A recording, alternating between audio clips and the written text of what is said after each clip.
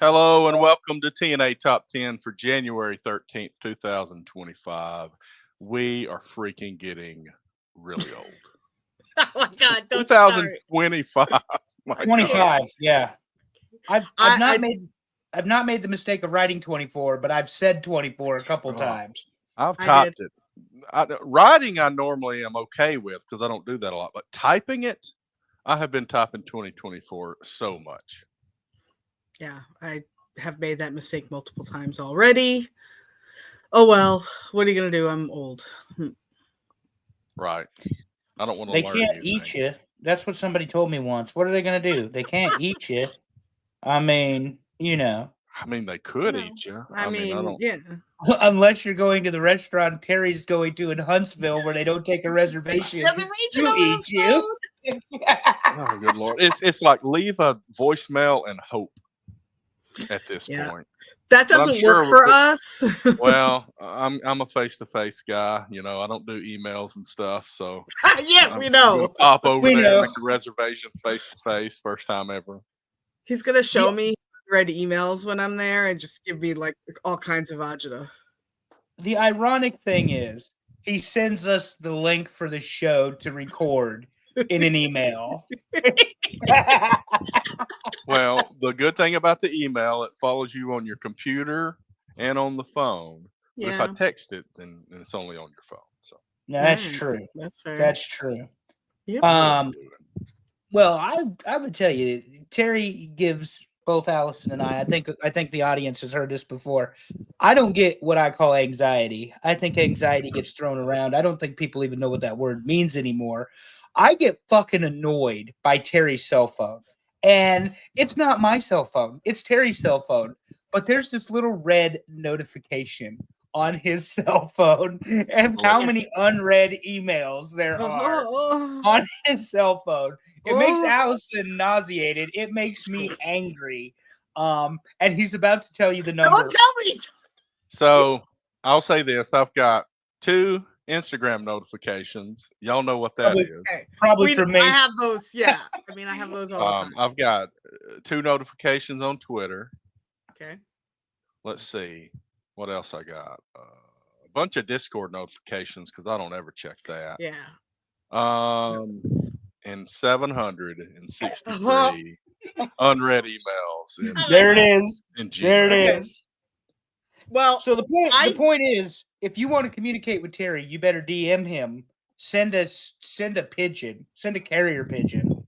Send a crow from Game of Thrones. If you have his number, maybe call him or text him. Those are much better odds of getting him to respond to you than sending him an email. Well, my deal is they're not all like the 763 newest ones. They're way old and they're way under like new stuff that I've already read. God. I don't know what they are. I must have gone into a 2-week coma or something and then just popped out and never looked at my email or something. Well, and I always say it like this: when I miss a phone call or something, well, if it was important, they'll call me back. I mean, whatever. I made the Yeah, mistake it wasn't of important, looking they'll at call. Lex's email account. 4,005 unread emails. And I'm like, what is happening here? He's like, what? See, as a mom of a 17-year-old, almost 18-year-old, that could have gone a lot of different ways. Oh, God. A lot of different ways. Well, I'll say this. For all 3 of my kids, I have created Facebook accounts well before I handed it over to them so that I could tag them and stuff over the years. So far, I'm 0 for 2. Nice. Well, you would think so, but so far I'm 0 for 2 with the kid actually keeping it. Oh. All that work I put in. That was a nice idea, though. It was, and I'm hoping Cyrus comes Yeah, through. the golden boy is going to keep it because he loves his dad. Because he's got all this soccer stuff I've tagged. Yeah, he's going to keep it. He's going to keep it. That's a great idea, Terry. That really is pretty smart. Topic before we jump into Producer's Pissed, because I need Terry's feedback on this. Next week, we're going to dance to YMCA, maybe. Maybe not. I don't know, because Trump's going to be in office, so you're going to dance to YMCA. I know. I'm like, what am I missing? Everybody, I was like, are you preparing for baseball? Because we do that. I've been warming up for Trump to take office because he identifies as number 45 and number 47, and his pronouns are "your president" and "you're welcome" to everybody who hates him. But Terry, serious business, because we don't talk politics on this show. What the fuck is going on with TikTok about to go away? Oh. What are you going to do with yourself? Yeah. Good See, point. this is where I don't know, because when I go to look at Reels, TikTok is the place I go. So I'm constantly going, okay, well, Andrew's on Instagram sending me stuff, but I'm way over here on TikTok. And all the TikTok folks say, what is Instagram Reels going to do now that they don't have month-old TikToks to use for Instagram? But I don't know. I'll just have to delete it and see what happens. Maybe I'll do something productive with my life for once. Andrew and I'll be fine. Because supposedly the 19th, it's done. Ooh, Yeah. I'm deleting it now. Bye. Yeah, the ban is in place the 19th, but the Mr. Wonderful, not Paul Orndorff, for those of you that watch our wrestling show, wondering what the crap. says he's going to try to buy it though, because the idea would be to secure all of our information that could be out there in the interwebs. Yeah. I saw somebody saying that it'll still work, but you're not allowed to use it or something. No. How's that going to work? Yeah. We're Americans. Do they know What's that we that? don't listen? Yeah, I was gonna say. And then we got bad weather. There was no snow in Goldsboro. I heard there was snow in Huntsville. Terry, can There's you still confirm? snow in Huntsville in my front yard because my house blocks the sun. But Wait, did you actually have school then and work, or was like everything shut down? today, oh yeah, we just missed Friday. That's all. But I will say, that it took a while before we had milk or bread at the grocery store. Oh my gosh. This is a southern thing, Allison. Maybe it's not. But No, it's not. It happens down here. Milk, bread, eggs. Mm-hmm. But if you lose power, you're screwed.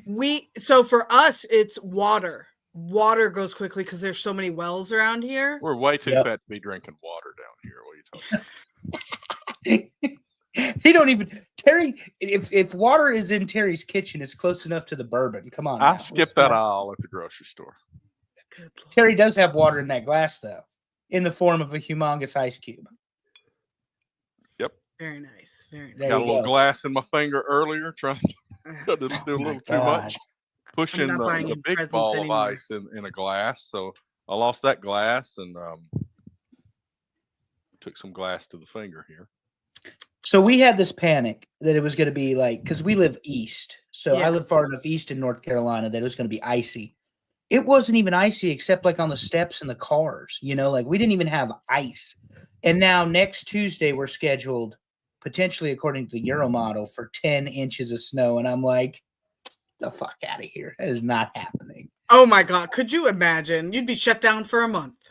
I would be pissed off. Can you read the tagline? I This is hate true. snow. You would be pissed Followed off. by, wrong way. My man here for the YouTube watchers, Yeah.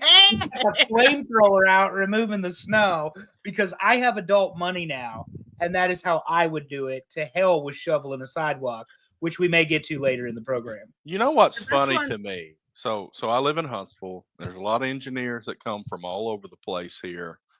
I know people from Buffalo that moved here, people from Pennsylvania, from other places that are very cold. They hate the snow more than anybody that grew up in the South. Absolutely. Because they moved there so they 100%. wouldn't have to see Exactly. it anymore. Yep. 100% the truth. This is what I feel like 25 years, because we're obviously going to talk about snow-related items in the top 10 tonight. And then we're going to get on to Allison's segment here in a second because she's got a whole page. It's going to be awesome. I do. I actually do. I grew up obviously in the Midwest, spent 25 years there, and went to high school and college there. And the last year I was in undergraduate school in Northwest Iowa. And this is not a joke. You can check the Farmer's Almanac, Sioux City, Iowa. It was below 0 degrees for 40 consecutive days. Oh, And that winter, it snowed 85 inches. So from my grandparents' house, as I was taking care of my grandfather while I was going to college and working, to the school, you had to take some one-way roads. So in Sioux City, they had 3 lanes of one-way traffic. So the middle lane became the snow removal middle lane because it wasn't going to melt. So they shoved all the snow from the roads from the right and to the left into the middle lane. By the time winter was over, this is not no shit. It had to be 15 feet high in space in Oh some my places God. because it never got warm enough To melt. off. Yeah. Then it melted, and there was like tricycles. Yeah. Oh, it's horrible. You got flash flooding down the street because here Pets comes and shit found in the snow snow. runoff. It was the coldest winter I ever remember. I spent 2 more years there, and I said, adios. I came down here, and it took 3 years to get adjusted to the weather here. Like, I was always hot. Always hot. Now, it's 85 degrees, and I'm the one with a smile on my face. I could care less. And it could be humid, and I don't care. It's too hot to 85. What? Too hot to be 85 is too hot. I loved. Okay, we got to bring it up. Yeah, So bring it up. the chat this week has been about it's going to be hot in Tampa at spring training. And then Andrew posts it, and the high is like 77. And Allison goes, I did that. see, it's going to be hot. Hey, hot, yes. And he's like, Not "What is hot. wrong with you? I'm sorry if I can't wear a sweatshirt, it's hot. That's it. Like if I have to take my sweatshirt off, it's hot. That's too much for me. It's a weird standard, but okay. 55 degrees, and then it's crappy. It's hot. I don't like it. So that's Meanwhile, weather I've been etiquette. walking around in the t-shirt outside because apparently I have adjusted to it. Yeah, And it's apparently. like 30 degrees or whatever. Yeah, I'm not having any of that. That's weather etiquette. You act appropriately. But there's other etiquette that I heard Allison is going to review with us, and we're going to be taking notes. Terry, do you have your pen ready? Please do, because I'm in my office. I should have a pen. You should. All right.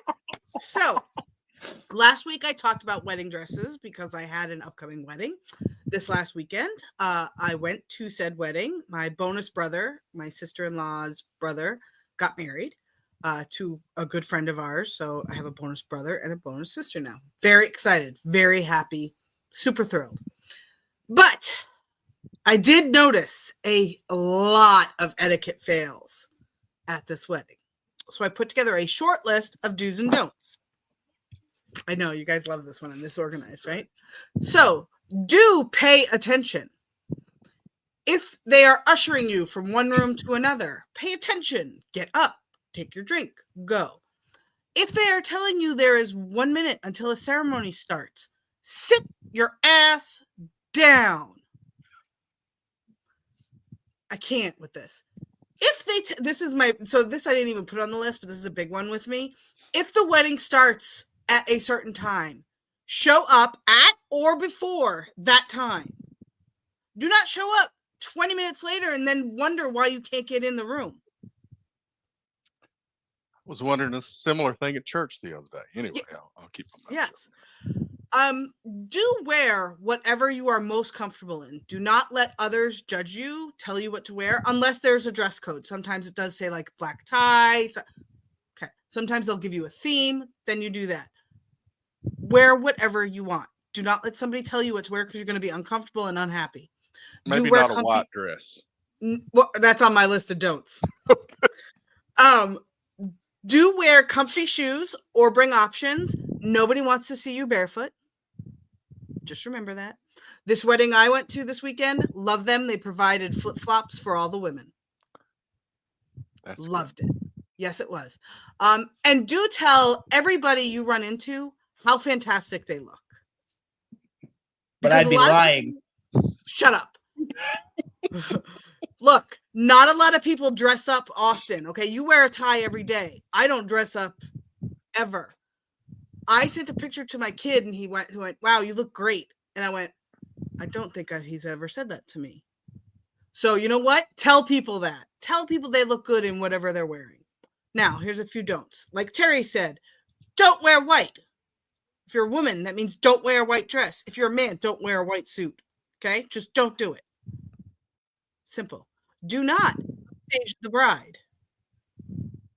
In anything you do the whole day, I don't care if it's etiquette or not. If you do, somebody's going to hate you. It's probably going to be the bride. Do not interrupt things that are going on to take staged photos. This is a me. I get really, really. if something's happening, let's say like the cake cutting, and you're like, no, hold on, I want to get a picture.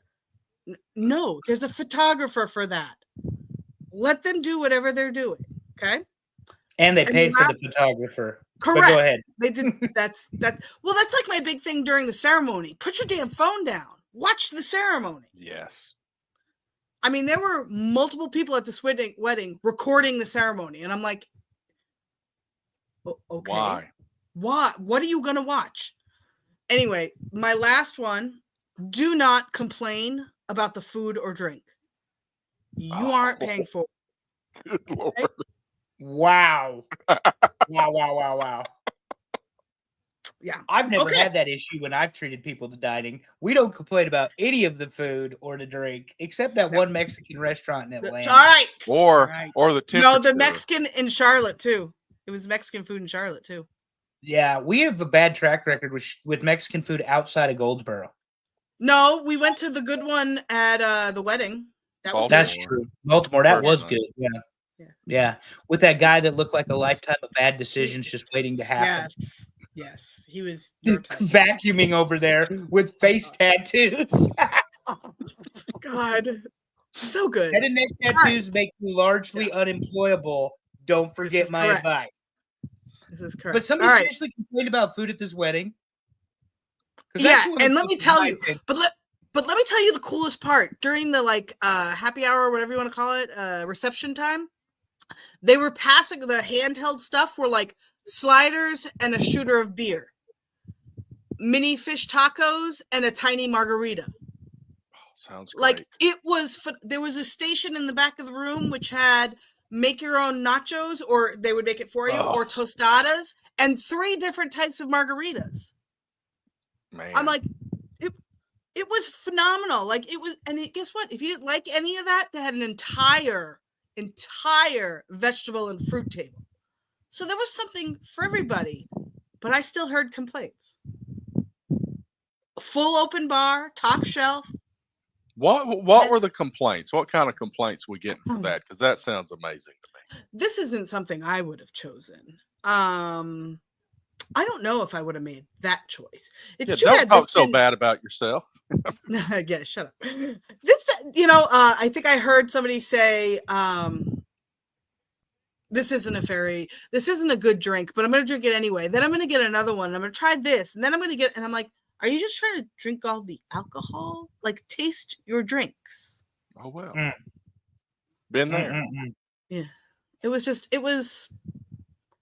a lot of just random complaints I heard. You could choose from 7 items for the entree for dinner. Okay. That's great. That's a lot. Usually it's 3. Standard protocol is uno dos tres. You need to have a vegetarian/vegan option and 2 meat options. That's protocol for a wedding. You're all welcome. This is New York. This is Long Island. We don't do standard quo. I think I had 9 choices at my practice wedding. So anyway, my practice wedding. I love it. I will forever call it that. I heard people say, "Oh God, this is all they have." It's like that first house you live in, and you learn things about that first house that you don't like. So when you purchase a new house, you're going to make sure they're not the same. Yeah, he hates his backyard. Or don't be like me and keep both houses. So Oh my God, you can't hide money. All right. Let's talk about something else because speaking of, we got our parking pass today for George Steinbrenner. Talking about old people. Tampa Bay Yankee Stadium, baby. A couple of notes, just so y'all know. I've been tracking the baseball for you. Okay. We are 59 days away from Allison and my trip to spring training. Spring training actually starts in about 35 days. Roki Sasaki will not be a Yankee. There was some discussion internally whether they would go to a 6-man rotation, but Garrett Cole does not like a 6-man rotation, and Sasaki was not sold on the Yankees. Well, color me surprised when his mentor, Shohei Ohtani, is in an LA uniform, and Yoshi Yamamoto is in an LA uniform. Pretty sure you're going to see 3 Japanese pitchers in LA uniforms next year. That's going to be insane. They are so good too. That's like the bad part is Yeah, that's Ohtani's what I mean. Ohtani's bad enough as the designated hitter, who, by the way, leads off, which is insane in itself. Insane. He can pitch too. Like it's sad. Yep. It's crazy. Now he's not crazy. Terry's favorite pitcher, the Professor, as I sent you guys a reel the other day. That guy is insane. Now that's incredible. Most games without a pitch clock under 3 hours. Check it. Love it. So All while throwing 89 miles an 91. hour is Yeah. his top speed. Right.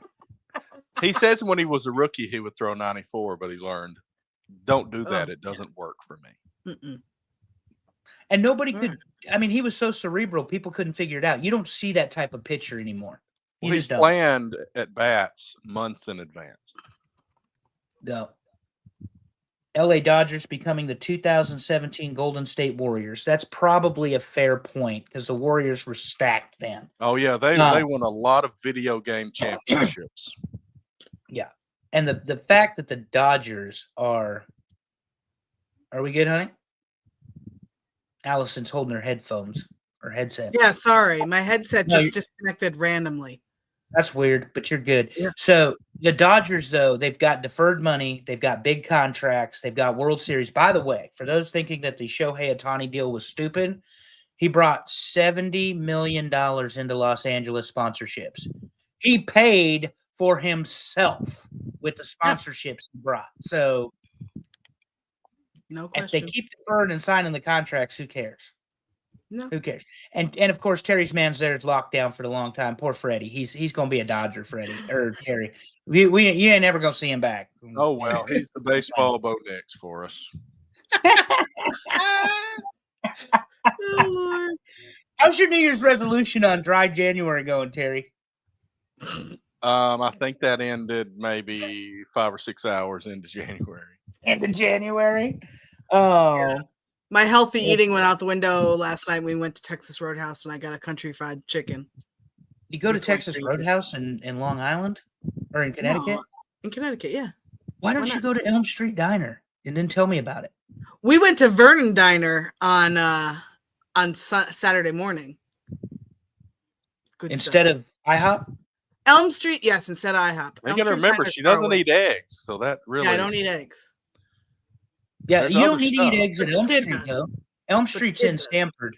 Yeah, but if I take the kid to Elm Street, I'm going to have a hopped up, sugar-loaded, close to 18-year-old in the car with me for over an hour. No, thank you. Just give him his cell phone. Tell him to play his games. It'll be okay. Just give him his cell phone. Try to play his games. It's not a game because we talked about baseball already. Terry, do you have any Braves information for us, or is it just making fun of you for waiting on all of the rejected players from everybody else to come form the Braves? Well, we got to wait on all the players to leave the Braves to find out which 44-year-olds that the Braves bring in that have a career year. Maybe Greg Maddux wants to come out of retirement. I mean, like, you guys would sign Terry him. would take him at this point. Yeah. Well, I mean, Auburn signed a quarterback that came out of retirement this week, so why can't the Braves do that? That's right. Well, there's something that got signed in wrestling that has got very much controversy. We didn't get to it last week because of Netflix. Royal Rumble 2026. Oh, yeah. Saudi Arabia. Yeah. And not the greatest Royal Rumble. The real one. Royal Rumble pay-per-view. Saudi Arabia. Very polarizing in the wrestling world. What do you guys I think for those people who like to go to the same one wrestling event every year, that's gonna be a big problem and they won't be able to afford it, first of all. You just can't. And I think we're gonna hear a lot of complaints about it. Terry, what do you think about the Royal Rumble and is it I always mess up how to say it. Riyadh? I was gonna say I always want to put an extra syllable in Riyadh, but anyway.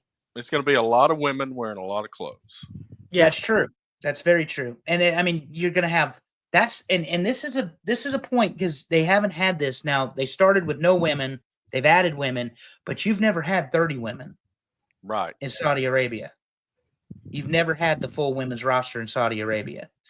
Maybe JD Hoop can design about 30 different women's outfits for the Royal There you go. Rumble. Yeah, That'd a be bunch great. of jumpsuits is what people are going to see. Right. And some of those jumpsuits are every bit as revealing as if they Oh yeah, were wearing it's their like normal the gear. difference between a bikini and a one piece. You know, it's like, come on now. But I think we did see this year that some of the women's jumpsuits had like mesh panels on them, Oh really? right? Yeah, if I remember correctly. I don't know. That.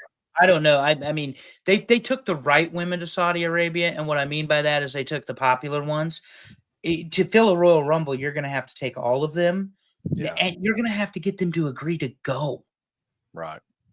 That is so expensive. Well, you figure that expense is covered, but what I'm saying is from the standpoint of they've always been allowed to decide because of the political volatility of the state of Saudi Arabia.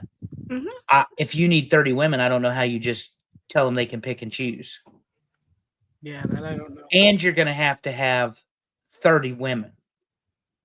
So I thought it was really interesting. Medusa on her show, which, by the way, cheap plug, we're back tomorrow for Paving the Way. And we have a new intro video, which I've shared with these two. Somebody may have encouraged how that video got made. But, somebody did it. Nobody knows who. That person lives at my house. We'll be live tomorrow. She's going to talk about Saudi, but she just predicted WrestleMania will go to Saudi Arabia. And people freak out about it, but look how close this relationship.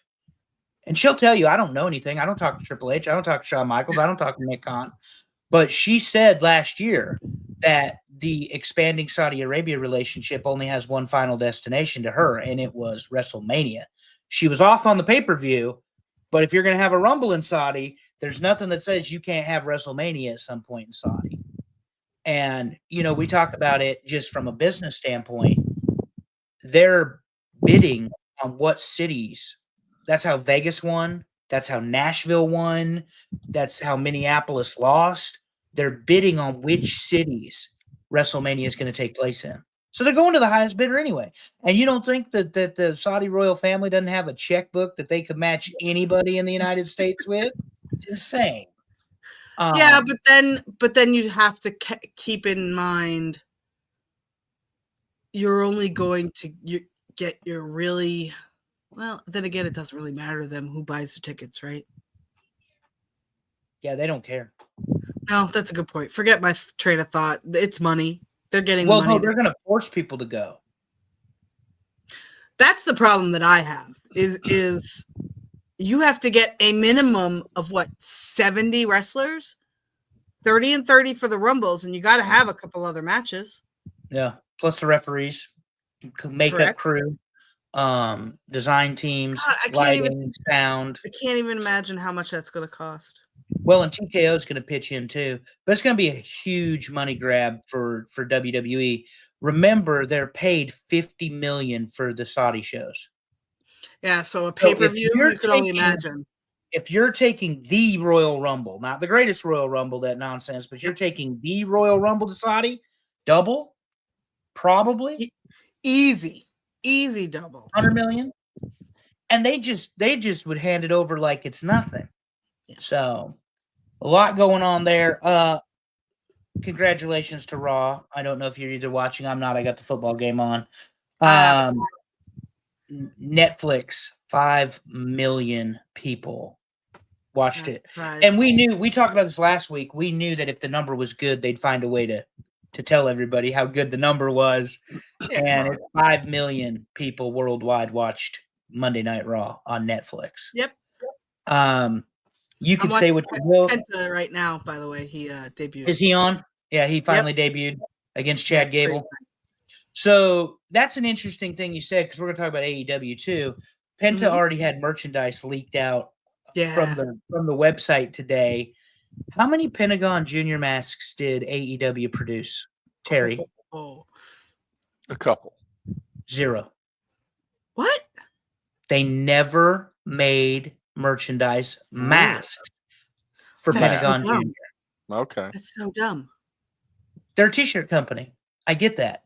but they capitalize on Well, they made everything. Sting masks. Remember? I'm like, I have masks, but I thought that no, they're all Rey Mysterio masks. They get they capitalize on everything that gets said. They've always got a shirt immediately after a pay-per-view. Blah. They never once thought to make Rey Fenix or Pentagon Jr. masks. And guess what WWE did before the guy ever showed up in the ring? He's got a mask and he's got 2 T-shirts. So anyway, what does he have? A plastic cup from the Zippy Mart like they used to in the old days? God, I hope so. That's so good. I wish they would bring that crap back. Go down to the racetrack or something, and you can get like a Darby Allin big yellow cup. Thank God he's off TV because he's going to climb Mount Everest. I hope he doesn't fall down the mountain and jump I on. don't have to hear Temu Sting for a month. They're an internet company, not a show for kids. Eric already told me you can show our son WWE's not to watch AEW. Oh. That was the first show that I took Cyrus to live, was an AEW show in Huntsville. And I think somebody got poked in the eye that day. Well, let's put it this way. Nowadays, with the abundance of blood, taking Lex to any show is so much fun to watch. Yeah. Well, and it's very prominent in AEW more so than WWE blood part. But this Royal Rumble already has Roman Reigns announced as of Friday, thanks to Paul Heyman. Roman, for the first time in years, is going to participate in the Royal Rumble. CM Punk is in the Rumble. John Cena is in the Rumble. Yeah. And Triple H told Hogan, fuck no. After you got booed out of my building last week, you are not in the Rumble, sir. Oh, man. God, no. That was so good. I keep watching it. How would the Saudi crowd react if Hogan was like number 30? Oh, my God. Well, especially coming out to Real American. And then, and then ripping his shirt off, and showing the guns. And oh, goodness. It would be bad. That's a no for me. Yeah, Cody versus Owens ladder match. Do they got 2 more weeks left in them? Because they keep just getting into fights. I don't know. I just get it over with. It's fine, yeah. But the march is on to Mania, and Devin says Hogan's going to win the Rumble and turn heel with a new NWO. We could only hope that Hogan. I keep waiting for a new NWO. I think that's going to be a bunch of. It's going to be a bunch of guys like not the Iron Sheik, obviously, because he passed, but we're going to be in the Middle East, and he's going to have a bunch of buddies with him, and he's going to come back. Duggan, Tugboat. No, I'm thinking it's going to be some Middle Eastern guys in Hogan. Oh, I got you. I got you. That would be great. I'm just making it all up. No, but that's the thing. Hogan is he's so polarizing. It was such a miss by them. That was funny because Medusa and I are putting our show together for tomorrow. She texts me. She says, "Did you see Hogan get?" I said, "I saw it multiple times. I watched it over and again. The Hulkster got booed, and Macho Man was right." I had to explain it to my father. Why Hogan he didn't was understand? Booed. Yeah. Know. Well, racism will do that to you, but it's wrestling fans can be pretty forgiving for misdeeds and things that you've done in the past and that sort of stuff. But when you have a track record of doing things over and over and over again, you're not going to get that forgiveness or that grace. Like AEW, for instance, they're on Max now. The main event of this week's Collision was the Learning Tree, Chris Jericho, versus Dax the Axe from FTR. And let me tell you, if you did not see the last 90 seconds of this match, don't bother watching it. It's horrible. Botched finish, sloppy work. These are guys that aren't new to the business. You just didn't pay them, or you paid them, and they just don't look good. Kenny Omega, on the other hand, is him. He definitely, that shot they took in that it's a little arena, but they got it from behind where all the fans are celebrating, and he's standing there almost like a silhouette. Where's that? That's what she said button, Allison. Oh, it's at the other house. Sorry. That's very cool. Go ahead and say it. It's all right. That's what she said. That's what There you go. But yeah, speculated main event for All in Texas is Okada versus Omega. The problem Yes, is, please. How are we the gonna wait that long? problem is, you better heat up Okada. Did you also see the sidebar news? I know I'm bringing you guys all the gossip from the Twitter today. No. Saturday night main event is going to run a head-to-head show with All in Texas by AEW. No. Oh wow. Because they're Oh my petty. God. Well, I Here's what mean, you do though. You watch AEW and then you go watch Saturday night's main event, or you watch Saturday night's main event and you watch AEW. Yeah. It's not like you're going to actually miss anything this day and age. And if you don't want to pay Tony's prices for pay-per-view, just wait 5 minutes after each match and you'll see all of the important things on social, what just happened. Because he will share it with everybody all the time. But I wonder, we know Netflix is probably going to move Raw. Do you think Max moves AEW at all? so I think it has the same effect. If they marketed it the same way, it would have. I haven't seen it. I've been on the Max website, the app, and everything. You don't see it prominently displayed AEW as you see Raw on Netflix. You have to look for it. Correct. Yeah. I You have also to don't search. think nearly as many people have Max compared to a lot of Correct. other things. So I'm not Well, sure. that was my thought process. I mean, I have every streaming device or app possible from, I mean, Prime, Netflix, Hulu, Peacock, the CBS app, the Paramount app, Max. I mean, I have all of them. And that whole idea was to get rid of cable to save money. Yeah, that went out the window. But the point being that I don't know either. You know, everybody said Saturday Night Wrestling's tradition, blah, blah, blah. Saturday at 8:00 is a death slot for anybody. Saturday at 8:00. They would be better off having Collision on 10. at 10:00 in the morning. Yes. Oh, I was going to say 10 at night. But yeah, 10 in the morning.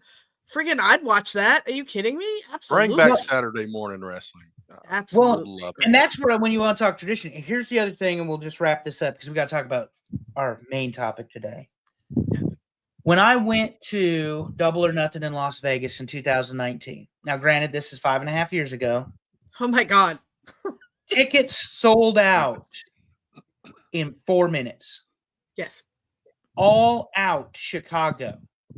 Tickets sold out in less than 30 minutes. Full Gear Baltimore. Tickets sold out in less than 30 minutes. 15,000 people arenas. This week, wrestling is in Cincinnati, Jon Moxley's hometown, your AEW champion.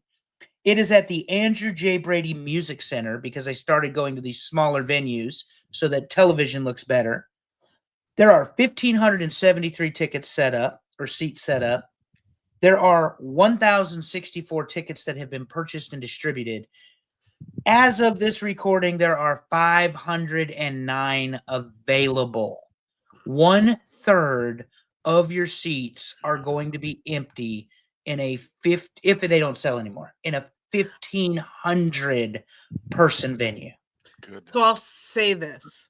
I actually thought that was pretty good because 1,000 up until a couple days before at a 1,500, they'll sell a couple more. They'll probably sell 100 or 2 more, and then they will fill those seats with comps. Don't think they won't. But 1,500, you went from running the arena in Las Vegas, the MGM Grand. You went from running the All Out in Chicago. You went from running the farms in Baltimore. Yeah. 15,000 to 1,500. And this is in Cincinnati, you said? And this is in Cincinnati. Jon So Moxley. it's a big enough place. Yeah, it definitely is. It's not like Nice. Huntsville where it's kind of small. No. I mean, Yeah. big for Alabama, but it's not nearly as big as Cincinnati. Because I mean, I got a lot of feedback when I posted the video of Sting coming down from the rafters when I was there because there was a lot of empty seats behind. But in Cincinnati, to not be able to fill up 1,500, that's That's Well, crazy. and the fact is, you've got Cincinnati and you've got Kentucky. Because it's right over Right. the border. I mean, you've got a draw there. But the AEW isn't a draw. That was my point. You got the world champion of your organization in his hometown, wrestling Hobbs. Yeah, And by the point. way, so we can wrap this up because Terry loves when I do this. They've already announced the Collision main event, Terry, for Saturday. It is the Learning Tree, Chris Jericho, Big Bill, and the Bad Apple Brian Keith, teaming with, because that's not enough people, John Moxley, Claudio, and Wheeler of the Death Riders to take on more. The Outrunners, Will Hobbs, and Rated R FTR. I guess FTR and the Rated R Superstar, not Edge, but Cope. Sorry. Yeah. 12 people. Did I miss that? One match. It's already been announced. His name to Cope. Yeah, I must have missed that. Yeah. That sounds like he's playing on the baseball team, and that's what they call him or something. So they did it. They did the Cope thing. Oh, Max Stream was awful. Lit's still on cable as well.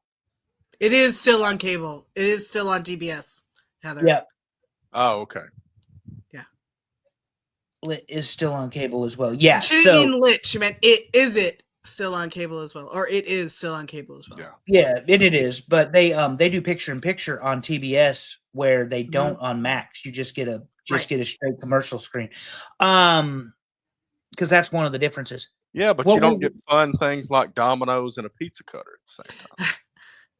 Yeah, not on Max, you don't. And look, that was brilliant. I will stand on business that Nick Gage with the pizza cutter and a Domino's commercial was so good. But no, you've already announced this is your main event, and you have a world title match. Hobbs versus Moxley. Nobody thinks Hobbs is going to win, but you had Hobbs, Terry, win that Casino Gauntlet match, and guess what we get on Wednesday? A women's version of the Casino Gauntlet match. Yay. And here's the thing. No offense to the women. That I can handle. I can handle something with an actual gimmick for the match, but when it's just randomly a shitload of people, I hate that. I would have just rather had the women, though. Instead, you put them in back-to-back weeks. Dawkins just got Copeland. Oh, of course he did. He makes the money on all these things. Yeah, all of them. It's nice to know people in high places because Raw was Conrad today. But anyway, or is Conrad Raw? That's what he said.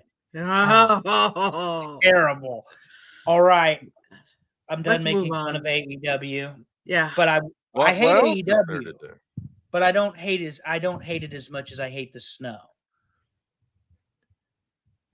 Well, it's too bad. I don't know if you got much snow, but we got plenty down here. And when I say plenty, it don't take much in Alabama to mean plenty of snow. But let's talk about things to do on a snow day. If I can figure out what button to push. Yes, Terry. Before we do, real quick, Terry. Yes. No, Hobbs is not winning. It is not his Luger in the Georgia Dome moment. Were you not listening? There's 1,100 people going to be there, not 30,000, Devin. And it's also and half of them are in the match. Yeah, that's settle down. Once you take another puff off of whatever you got in your hand, it'll be fine. Terry, what do we do on a snow day? What did we not do on a snow day according to the voters of our show? So let me reintroduce it so I have a good place to cut in. You get to see this if you're live. Let's talk about things to do on a snow day, and let's start it out with what almost made the list. Terry's such a dick. Nobody made snowball fight? What? Oh, I know. Doing games are a donuts. puzzle? Snowball fight, video games, and doing a puzzle. And let me tell you, I did a lot of video games while it was a snow day down here. I would say I'm worthless because 3 of the 4 of those made my list. Yeah, same. I'm checking mine again because I took a picture this time again. Let's see. Well, there was a definite theme of things that made the list. Oh my God. There was a pattern. Puzzle was my number 2. People disagree with you, Allison. I do. That proves that we have more than 3 people voting. Some nerd I had shit. snowball fight at 11, so okay. The fact that they're that far down, though, that there are 10 other options means we had a lot of people voting. Thank you all for voting, by the way, on our show, not your show. Our show. Shout out to James Alcarai. Horns down as expected. We'll talk about that in the next hour. What's number 10? And we talked about Dawkins. I think Dawkins is the Notre Dame guy. Is he? He was really rooting them on, at least. I don't know if he was. I think so. Yeah. Anyway, let's talk about number 10. Number 10. Making snow angels. Look at AI. Look how innocent they look. You got your little faces with the rosy red cheeks, Terry. They clearly have the right number of hands. They have the right number of hands and feet. Oh, man. There was one picture I'll show you later where there was a great picture and it had a random set of toes on it, and I had to just wipe it out. But this one, I mean, it is for the most part pretty good. That's great. This website I go to is great. Very good. I don't know the last time I made a snow angel. Tell you the truth. The last time we got significant snow, I'll say, is when I did a snow angels, probably last year. Yeah. I have a big yard, so I like to go do a lot of different things. Yeah. No, shut. Oh my God. I may say this 10 times. What? I hate snow. Yeah. I haven't done a snow angel in 20 or 30 or, well, 39, 30 years. Okay. Because I am a hater of snow. All right. Before I move to number 9, I will say I haven't done a snow angel in a while, but I did bust my ass on my driveway and leave a big skid mark all the way down to the mailbox.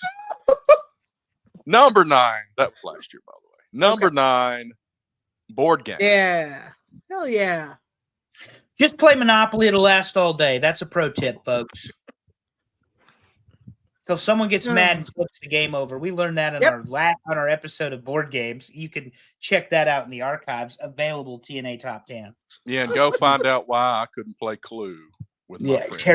Terry was so mad back in college about Clue. Oh Lord. And it was not Colonel Mustard with the candlestick in the library, for those of you playing along at home. It was some hottie that he was trying to get with or some shit, if I remember right. Anyway. I don't know if I said that part. Board games during snow days. Is there a specific one either of you played? Well, so in my family, it was more we did board games, but we also card games. So Uno was a big George isn't here. Was it for money or no? Cards Against Everything's for money. Everything's for money. But to be fair, we played with the apparently illegal rules where you could put draw twos on draw twos. Well, you know what? I did that too. Who makes the game? Milton Bradley? Is that who it is? I don't know who makes that one. Is it Hasbro? I don't know. Hasbro, Milton. You know what? They can suck it, because once it gets out there and people start playing it, don't tell me how to play it. We know exactly. Yep, agreed. Well, Sorry, and then Milton if you Bradley, talking about Monopoly, but if you look at Monopoly, they give you a list of alternative rules you can use in the game, you know? And so I collect Monopolies, and each Monopoly has its own, like even the themed Monopolies have their own rules. I have the Lord of the Rings one. I think I told you guys this. The ring moves separately. I got a Huntsvilleopoly. Ooh. Of course you do. I don't have Auburnopoly. My roommate in college had Auburnopoly, but I don't have that one. Huntsvilleopoly is about like a map. I need to make a map. I was going to say, I'm waiting on my map, all right? I will have it to you by next week. What is number 8 on the board? Number 8, watching movies. Absolutely. Yeah. I think they all have the right number of legs. I don't know. You know, you don't necessarily watch movies. Well, there's an option. Never mind. I was just like, Mom has one leg. I think Mom has one leg, or Mom only has one leg. One leg and half a foot, maybe. No, those both the daughter's feet. Crossed. Oh, those are both the daughter's feet. Yeah. Mom only has one leg for sure. Look how long Dad's arm is, though. What are y'all watching right now? Devin, we are looking at the AI pictures, and some of he's on YouTube. He can see it with us. Oh, you can see it, unless you can't see through the glazed donuts, because they're his favorite. That's hilarious. I'm watching the football game. I did not catch the length of his arm. That is great. It is Yeah. now 10-3. Go Rams. I don't know. I actually don't care if the Rams or the Vikings win. I just want a good football game. Shout out Jaden Daniels last night, Terry. We'll talk about it on the football show. Oh, he meant in his own time. Oh, what are we watching now? I Like don't watch movie-wise? anything. Oh, go ahead. No, I think he means like he says not at this What's moment. our show at the moment?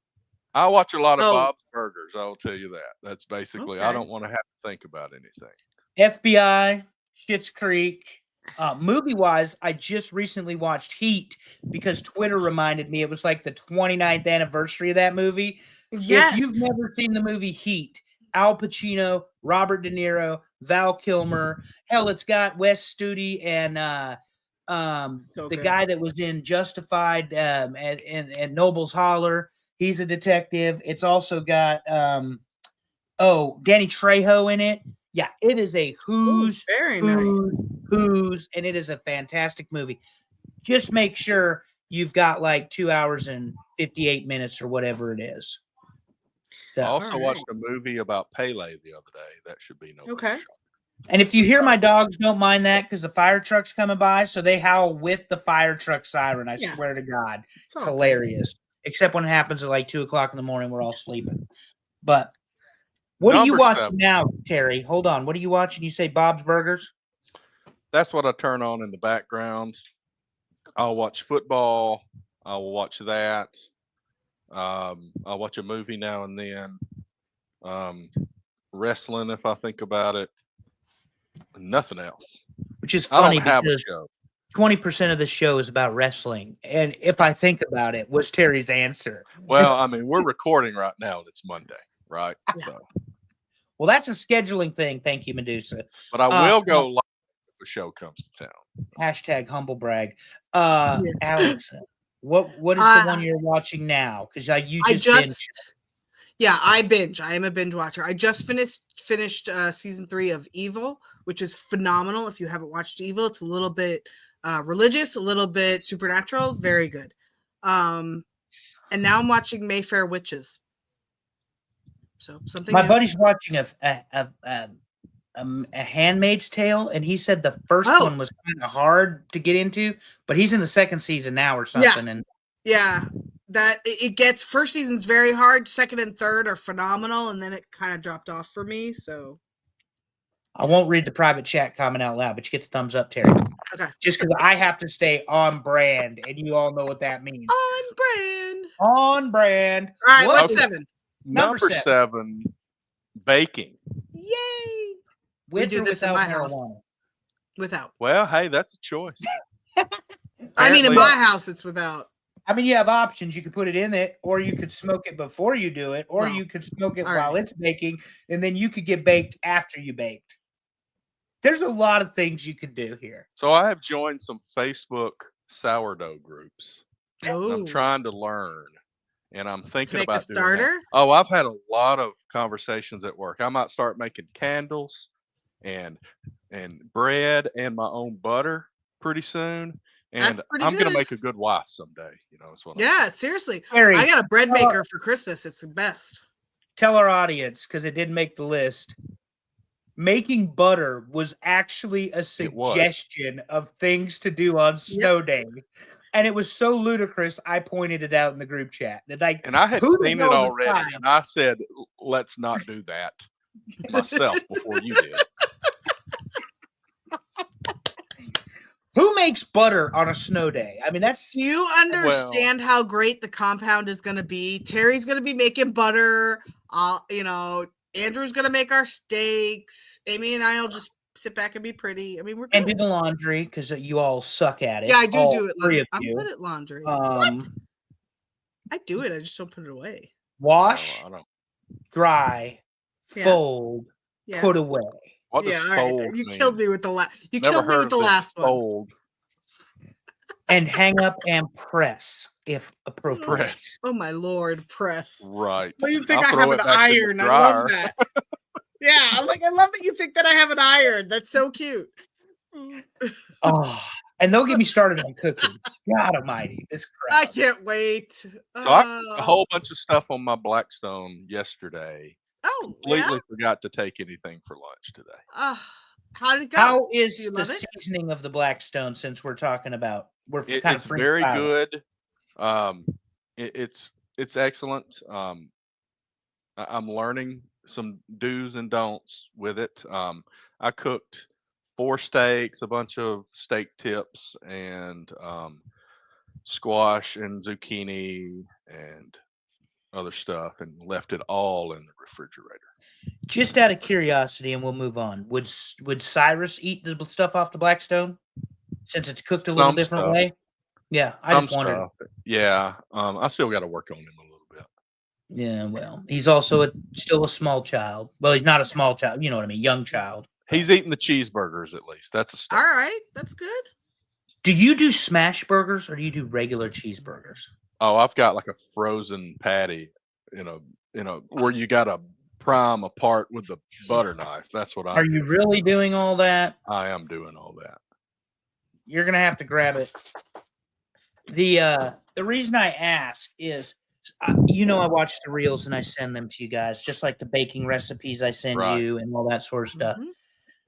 What is the fascination with a smash burger? I don't know because I think like more so. meat. Because I you know have the what it is. Blackstone, which is why I'm asking, Terry, because that's really what you're supposed to cook them on.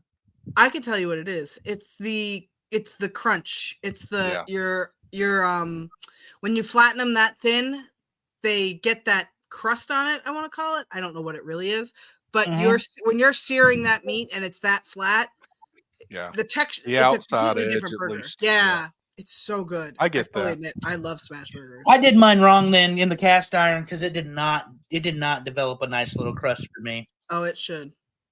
Yeah, but they were also not really thin smash burgers either. Okay, Got to be thin. Yeah. That's got to be thin. Yeah. Yeah, but anyway, I just wondered. So that has nothing to do with snow days, unless you'll pull it out on the covered patio. We know people with money that'll probably cook on a flat stone in the garage and brag about it on X later. What's number 6, Terry? Number 6, read a book. And I did not read a book during my snow day. I will guarantee that. I don't read enough. And I love to read, and I'm a speed reader, so it just pisses me off when it's been a week and I haven't read anything. I'd love to read. I read a lot of articles now. I don't read a lot of books. Now I will. If I'm reading a book, it is a hardcover hardcover book. I'm not reading stuff on a device. Okay, well, that's fair, but I will also say this. If you have a library card, I do. Use it. If you have a library card and you don't like reading regular books, there's an app. It's called Libby. Put in your library card information, and guess what? You've got thousands of books at your fingertips. And I've got Hoopla, and it does the same thing. Yeah. There you go. And not only that, but right across from the hotel we'll be staying at in a few weeks. I already saw when the you library. guys come down, the library is right across there. I'm totally going to. If you want to spend the weekend reading a book. Well, it may be on the map that I provide. I saw some of the itinerary. That might be a better suggestion. Oh, Andrew, stop. What is number 5? Number 5, and we are just really crawling through these. Yeah. Watch football, and I did a lot of this during the snow days. But I don't know how this is a snow day activity because if football is on, Terry, it can be 90 degrees. We're watching. It can be 0 with 72 inches of snow on the ground. We're still watching. Yep. AI has struck again. Check out. There are 2 40-yard lines on this side of the field. Yes, there are. Yep. All right. Well. But that is much better than the previous picture had. Yeah. And it was like some of the pictures were like 35 against 12, that kind of thing. This one's pretty good. And she's got some kind of salsa and who knows what. Cheese? Shredded cheese? It looks like a big bowl of shredded cheese and a bowl of salsa. Where's the chocolate chip? And Devin, the man thinking ahead of all of us, what if it's 10 a.m., football's not on? Sir, have you heard of Game Day with Nick Saban, the greatest college football coach of all time, Hall of Famer? Stay tuned. NFL Network. I mean, I'm sure there's a game on somewhere. Last night's game is on replay. There you Yeah, go. stay tuned for episode 2, Devin. We're going to talk about the GOAT.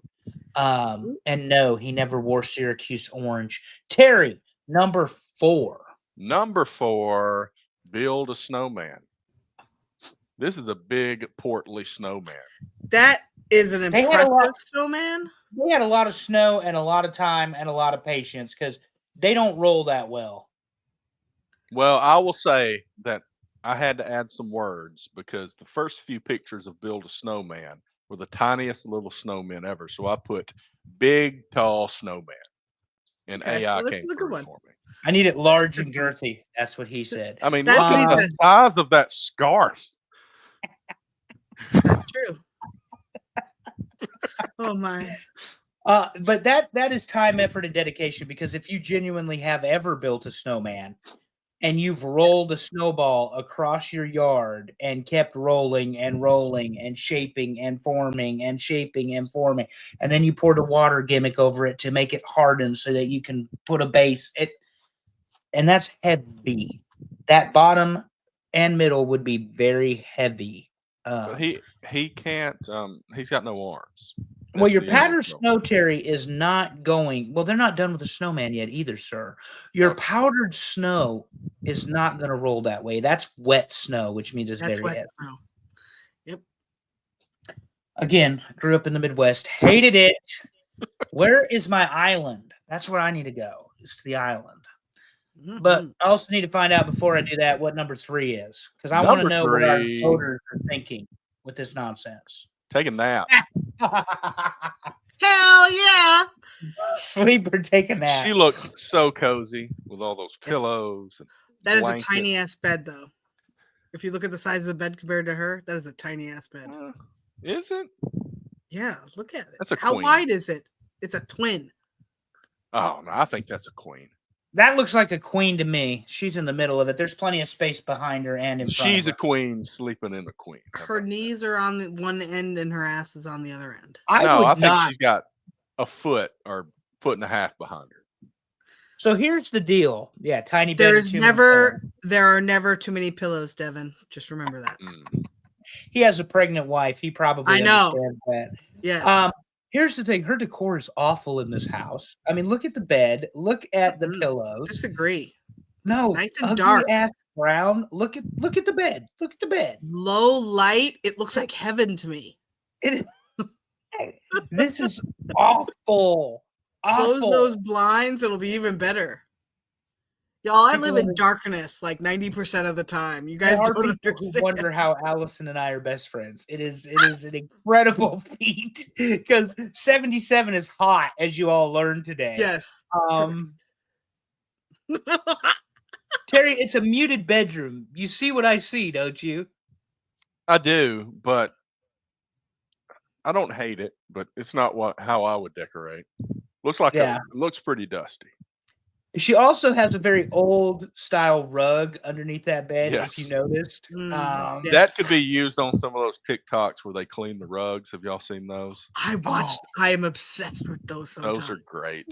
I can get into like a rabbit hole of those. All right, let's keep going because I am loud and somebody's trying to go to sleep in my house. Number 2, sledding.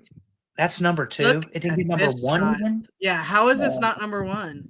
But who You'll knows? understand when we get there. Okay. We had a plastic one with a steering wheel and like one big blade, and then it had the rounded blades on the. It was like looked like a snow machine, but it was all manual, and it had This brakes. kid. And if you I got know, right? going, you could tip yourself ass over tea kettle at my sled, and it was badass.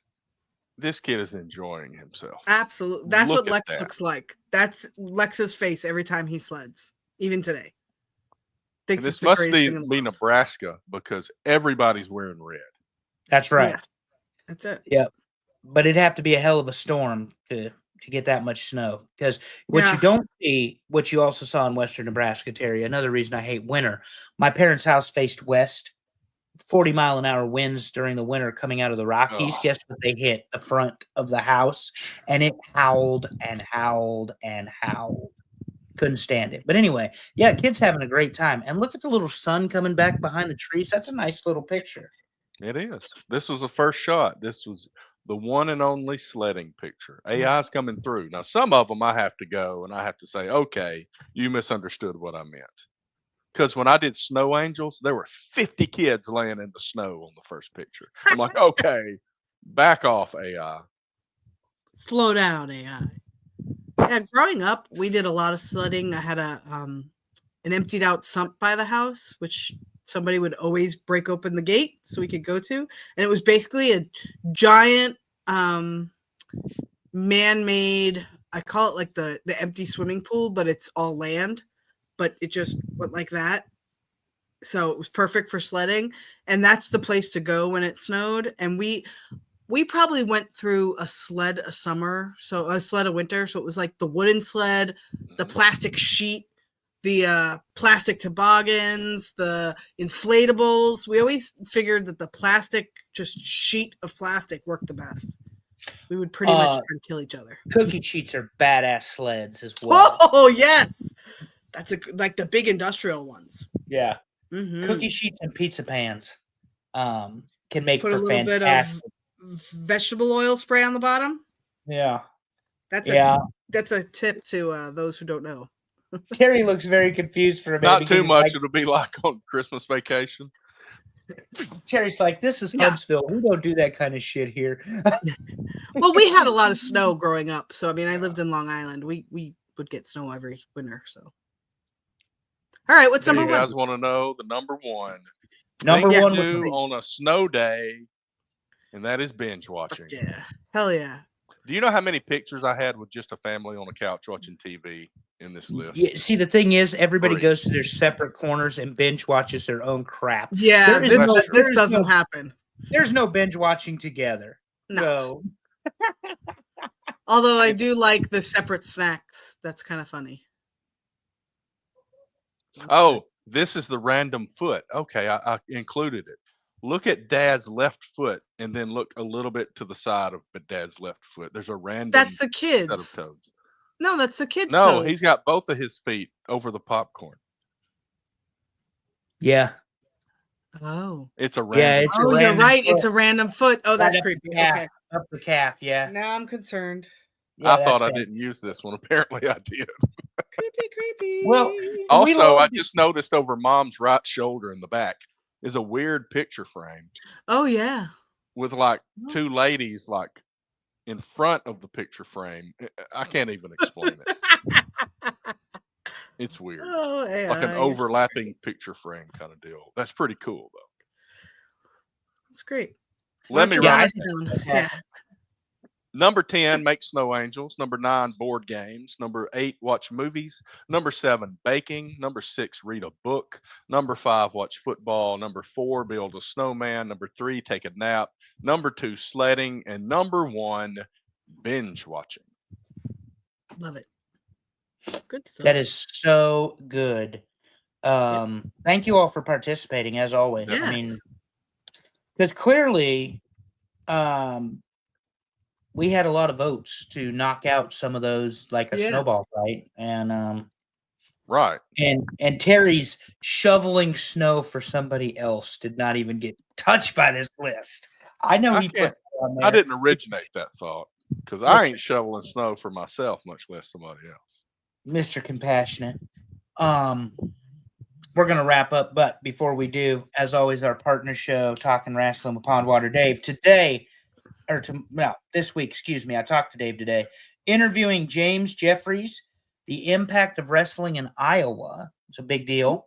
And they're going to do jar ratings on their favorite movies. So they did this on Christmas songs. They pick 1 through 5, and they have a 1 rating, 5 jar rating, and a 5 rating, and everybody in between. So Heat would get 5 jars from me as an example, folks. 5 jars. Yep. Terminator Salvation gets 1 jar, but it's only because it's Terminator. And if you've listened, if it wasn't, you'd get 0. What now? If it wasn't Terminator, it would get 0. Oh, no. Terminator is one of my favorite stories of all time. So I know that. It's like Dave Meltzer starting a wrestling match with Kenny Omega. It's 3 stars. Because it's Terminator, we get 1 star. Automatic. You get 1 star. Automatic. Okay. 1 star. no matter how shitty the Christian Bale version was, and it was horrible. Didn't know you're going to hear about Terminator again this week, but I might make it one of my things.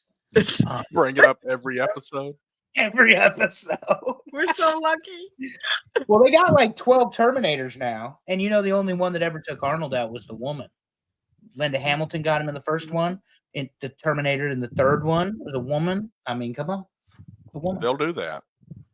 Yep. Speaking of, well, let's leave that one be, Andrew. Don't tell that joke out loud. No. Okay, well, thanks everybody for voting. Thanks for tuning in. Any kind of feedback, participation, we really appreciate you. We love you. We hope your year has started out great. And as always, love your people. Tell them you love them. Make it weird. See you next time, everybody.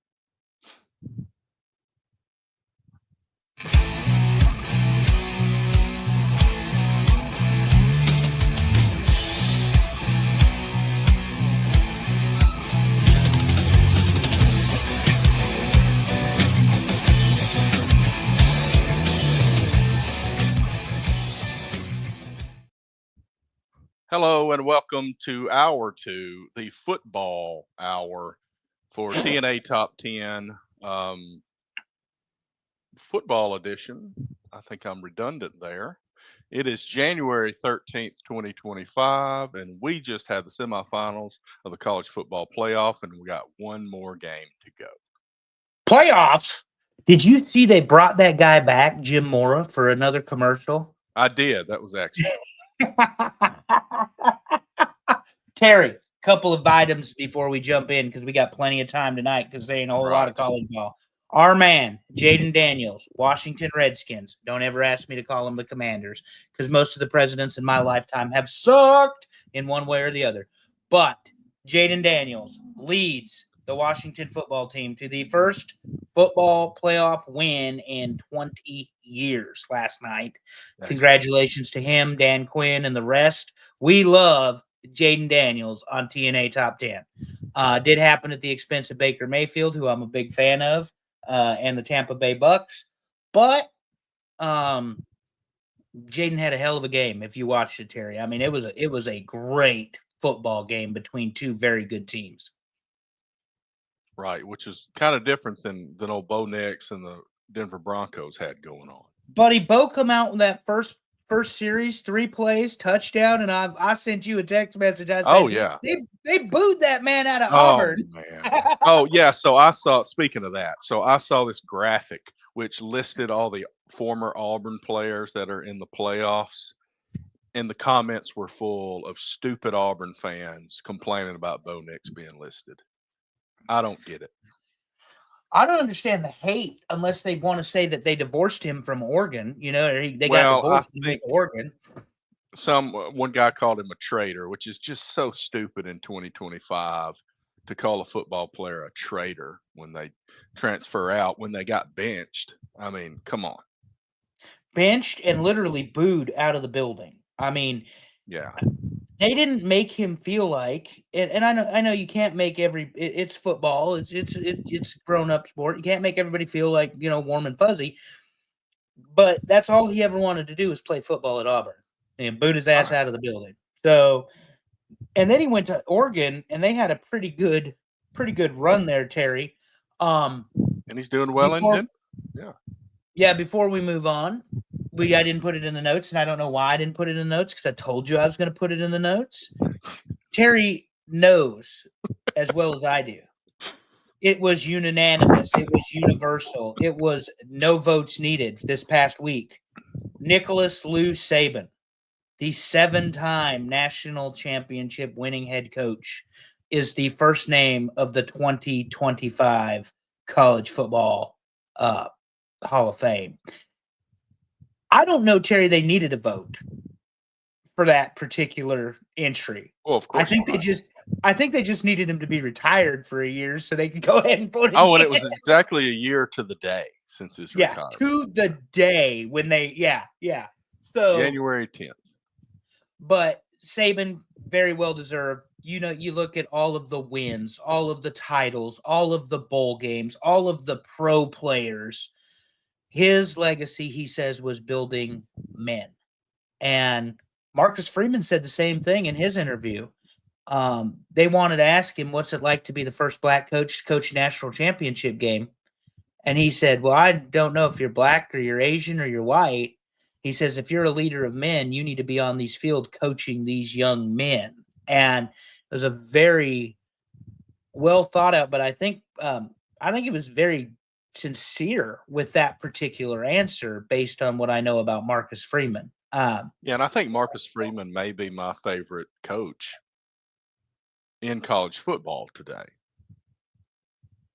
Yeah, he's got the fire, but he's also so well-spoken. And like you said, there were monumental mistakes that he made early. Right. Bad coaching decisions. But he hadn't made the mistakes again. Right. He's gotten much better. And I've got several things to talk about when we get to Notre Dame because I've got a few things listed here. I think we'll have a fun game and our listeners will appreciate it too. But yeah, Freeman is a very impressive man. So much, I don't know if you saw this, the Bears want to interview him after the national championship game. Well, that's interesting. So they've requested an interview, but he's not going to even entertain going to an interview until after the championship game. Right. So that means the Bears will be without a football coach until next Monday, and then however long after that, but it is next Monday, Terry. 7:30 kick on ESPN instead of, remember the days of like the 8:45 to the 9 o'clock kick for the championship game? Goodness. It's like it's the 7 Pac-12 or something. 7:30 ESPN, my man. Okay. Will you be that'll watching do. the championship game? Yeah, I'll be watching. Well, there's a lot of people said they're not going to watch because of who's in, and we're going to get to who's in shortly, but I wouldn't miss it because I think it's going to be a great football game, and we'll get there. So, but first, we got a few things to run down. Yeah, that's we what don't I have was saying. nearly as many games to talk about, obviously. God, no, but we did. I did make a fun little list, and I'll explain it to you once we get there. So you go ahead and tell us about payouts. What about payouts? Not to be confused. I did start compiling a picture of payouts for conferences and teams, and then there's so much information out there. Some of it's contradictory. I thought maybe this is not the year for me to try to capture all of that. Obviously, the big ones are Notre Dame, $20 million to themselves, no matter if they win or lose the championship game. Since they're not in a conference, they don't split with anybody. $20 million. UConn made, because they're independent, roughly $4 million. The split for, I guess, the Big Ten made a little bit more money than the SEC in the playoff because of how far their teams went. As of last week, every Big Ten team was due $1.1 million. I don't know if that number's changed. That's just from the playoff, I believe. Yeah. So, like you said, Nebraska, they made $4 million, for their bowl game. So. Yeah. So there's also all that, and then there's all this talk about the two Pac-12 teams splitting $100 million from the Rose Bowl, and I'm looking for the original source of that. There's like 150 people out there talking about that, but I have not found. I don't see ESPN talking about that, so I'm going to hold off on that one. I'm not going to report it like everybody else. Yeah, I think you would have a riot if Oregon State and Washington State split $100 million. Right. So I don't know where that info comes from. It may be correct, but I don't see the information out there that speaks to that. So I'm not going to call it true or false. That's why I'm just not putting the numbers up. But obviously, you can see a pecking order of the conferences. Big Ten, SEC at the top. You got Big 12, ACC are next. The Pac-12 is a weird wild card. And I thought the Sun Belt would be at the bottom, but from the numbers I saw, the Conference USA has slipped. Mm-hmm. And they at one point had some pretty good teams. I think they've been grabbed by other conferences as teams move out of the Big 12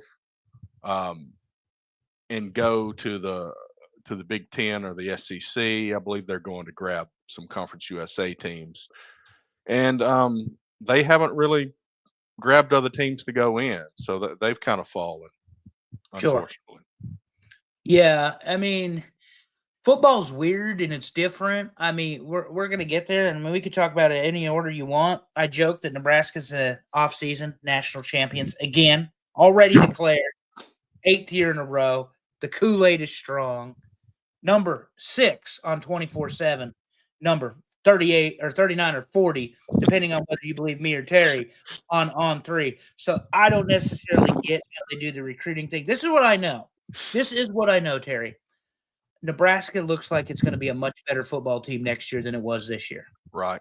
100%. That's what you hope for. Get better every year. Yeah, and they're going to have 3 new coordinators, which is different. That doesn't happen, but they're going to have 3 new coordinators, one of which was on the staff. Dana Holgerson, you and I have speculated that this happens behind closed doors. It has been leaked out at Nebraska. 6 to 10 different sites sharing it. declared for the draft. Mock drafts are all screwed up. McCord's number 1. Yeah. I So don't think Devin is a big time Syracuse fan. If anybody watching sees this, yeah. So what Devin said is Kyle McCord declared for the 2025 NFL draft. Mock drafts are all screwed up now. Kyle going number 1. I don't know that he'll go number 1. He doesn't have number the 1 in pizzazz, the 6th round. but he certainly is a good game manager most of the time, except for that Pitt game. No offense, Devin. He played for Ohio State. He's got the pedigree at quarterback. It's not like he doesn't know how to play the game. He may be a better choice than Shador. He may be a better choice than Cam. I don't know. On the Nebraska topic, we were joking that obviously there's going to have to be conversation behind closed doors people don't want to have. Right. It got leaked out at Nebraska to the Nebraska media that with a couple of the receivers that have transferred out, we talked about Holgerson, no block, no rock. And he said to one of the receivers, I believe it's the guy that's at Oklahoma State now, he said, I saw your game. I saw how you block. I saw how you play. I have no use for you in my offense. You got to be picky. You got to get the right kind of guy. You don't just go after stars. And he didn't sugarcoat it. He just flat out told him, I have no use for you in my offense. So he's looking for big, physical, fast. And you to win the Big Ten, you're going to have to do something different than you've been doing at Nebraska because, it's grinded out, run the ball, whatever. They're going to have to find a way to make teams pay. And I think Holgerson is the key to that with the offense. Now, they've got a lot of great recruits. Didn't pick up any 5 stars allegedly, but they got the 5-star edge rusher that nobody wants to give a 5-star to now. And I'm like, how did that happen from Missouri? But I personally think they're in much better shape, Terry, from a coaching staff and a playing capacity. Right. Matt Rule did not mess with the transfer portal in year 1 or 2 the way he has this year. And I think he, like everybody else, has just figured out, I don't have to like it, but this is the way. And even Dabo Swinney has dipped in there now. Yeah, and the thing with Nebraska, just to complete the thought, and I want to get on to Auburn and to others teams. Yeah. They're also finishing a multi-million-dollar complex to have arguably the nicest, most updated, science-based, whatever facilities in the country. Right. And I shared that one video with you guys on the drone, and you could see the whole facility. Mm-hmm. That was 1/3 of the project, to give you an idea. Excellent. So there's going to be a lot of improvements at the University of Nebraska. I'm excited. The schedule's up, Terry. There is 10 wins on that schedule, probably 11. I told my buddy Will, the Penn State fan, Nebraska's going into Happy Valley. We're going to run the air raid. You're never going to have a chance to get the ball in your hands, and Nebraska's going to make it a red out instead of a white out. We're going to rule in Happy Valley next year. And people think about, and you're talking about the school versus the football team, but I'll give you an example of why that matters. In Tuscaloosa, when Nick Saban walked onto campus, their stadium was smaller than Jordan-Hare. They had fewer seats, and now they're well over 100, and Auburn still doesn't have 90,000. Auburn had a bigger student body when Nick Saban walked onto campus in Tuscaloosa, but the football team has brought in a lot more students, and now there's more students in Tuscaloosa than Auburn. So it matters, and it's not just football. Right. Yeah, and all boats rise with the tide. And when you start talking about people like Saban, there's a reason he's gone to the Hall of Fame. It's not just the on the field contributions; it's what he did off the field as well. But I absolutely agree with you. And I've said it. Nebraska is the football program is the reason the volleyball program exists, the basketball program exists, the wrestling program exists. It's the reason they can spend $100 million. It's stupid to me, Terry, but they came out with evaluations of how much each university is worth. The Nebraska Cornhuskers, 10 years have sucked. You know how bad they suck? $939 million. That's how bad they suck. Number 9 or 8 on that list. That's how bad they suck. You got Right. $939 million. Put the butts in the seats. Yep. And that's it. You got people like me, like Nebraska has done a very good job. Mhm. Loyal fan base, die hard. I mean, die hard alumni contribute to the school, continue to, wear the brand, build the brand, whatever. You don't see that everywhere.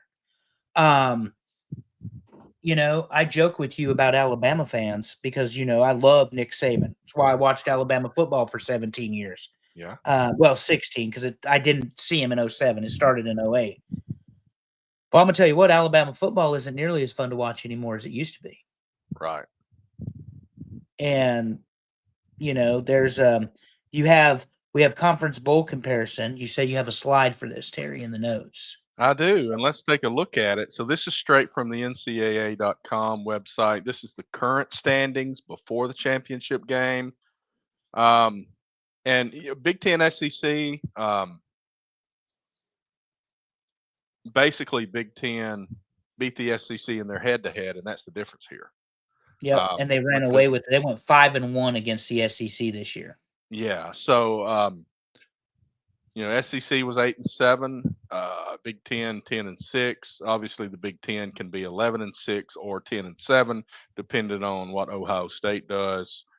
Probably 11-6, but I'm going to piss off Notre Dame fans by saying that. But we'll talk about it. Obviously, ACC 2-11. That is horrible. That's rough. Yeah. 4-0. The Independents are 4-0. Yeah. And could be 5-0 before it's all said and done. That leans heavily toward Notre Dame with that 4-0. Correct. I don't know. We might have a discussion later about this national championship game. Who knows? Oh, it could. I mean, I got to tell you, Notre Dame, I picked. So I am no longer perfect in the college football pick'em because I picked everything perfect up to the semifinals, but I picked Penn State over Notre Dame. But on the show last week, I said in the bracket, I picked Penn State to win this. But now that I'm seeing them on the field, I picked Notre Dame because Notre Dame, to me, is playing better than I thought they would in the playoffs. Yeah, and there's good reasons for that, and we'll talk about it when we preview the game. Right. 29-16, in case you wondered, Terry. I know you didn't ask. That's where I'm at right now. 29-16 in the Capital One Bowl pick'em. I also, like Terry, initially in my pick'em would pick something, or even on the show, I would pick something different. I never was consistent, so I've got to do better next year about if I pick them on the Capital One Bowl game, I'm going to pick them on the show. So, anyway. So, one thing I'll point out before I take this slide down, the American, it was 6-2 in their bowl game this year. Yep. Yeah, they did awesome. Mountain West didn't do good. Especially with Army and Navy being in the American Conference now. Yep, the MAC did fine, Right. But yeah, the Pac-12 had one game. Ugh, brutal. Yeah. I mean, it is what it is. So, anyway, I think, obviously the storyline was the Big Ten and the SEC. Yeah. And the SEC, but I want everybody to understand, and I think people do. This is about money. This is about television rights. This is about viewership. This is about participation. I mean, you're going to pay $4 million to watch as I said last week, 500 teams play in Yankee Stadium, Terry. That's crazy. It's crazy. But that's what the game paid. So but we need gimmick games like that. We need Yankee Stadium. We need Fenway. We need a really stupid-looking mascot going in a giant toaster. That's what we need for these games. We don't need some generic game with two teams we haven't seen all year in Mobile with nothing fun. Right. And that's kind of the thing, but it's all about money. And so for people saying, oh, there's too many bowl games, guess what? They're not going to cut them down. They're never going to reduce the number of bowl games. You might even get more. Right. So, and that is until they restructure the NCAA, which Terry's been calling for. Believe it or not, 2 years we've been doing this. Terry has said there's too many teams in the NCAA. He's been very consistent about that. So, I mean, we're going to have 150 teams within a few years. It's crazy. So one thing that we admit often on this show, Terry, is we got it wrong. This is from memory, and it's just a few teams that are not in the championship. Okay. So I'm just gonna give you a team name, and you and I will just briefly give our 10-second thought on it. Okay. Up first, the mighty Alabama, who under Nick Saban, the Hall of Famer, won 6 national titles, 10 SEC titles, sent 50 players to the Pro Bowl, and did not win less than 10 games save for the first season. Mm-hmm.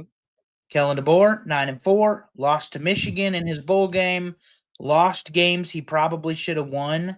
Let's talk about Vandy. South Carolina nearly beat them, lost to Tennessee, and got whooped by Oklahoma. Right. And physically got dominated by Michigan. I told you Alabama would be a playoff team. I was incorrect. I admit that I was incorrect. I personally think, and I just want your feedback, I think the coaching change had far more of an impact than what we anticipated. Yeah, I think, obviously there's questions about Milroe looking back over the season. Was he in a better situation when Saban was there? And then when DeBoer took over, maybe he didn't have that benefit. Because even when it came to the bowl game, I said Milroe will be the difference and Alabama will win. Well, Milroe may have been the difference and they may have lost because he is not the guy that threw that game-winning touchdown against Auburn last year in the Iron Bowl. Different guy. 4th and 31, go home. Yeah, exactly. Yeah, and Isaiah Bond was the one that caught it, and he was dropping passing like crazy the other day in the semifinal. So anyway. Yes, he was.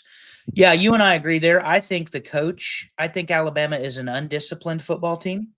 I think Nick Saban's cachet cost him some players, cost him some recruits, cost him, you people like Ryan Williams that are diehard Alabama guys, they're not going to leave, contrary to what the message boards may think. The wide receiver at 17 years old, as everyone reminds you. But I think that Alabama, we just assumed, you and I both said that nobody wants Nick Saban's job after 17 years and what he did at Alabama. Right. 48 hours later, Kalen DeBoer had his job.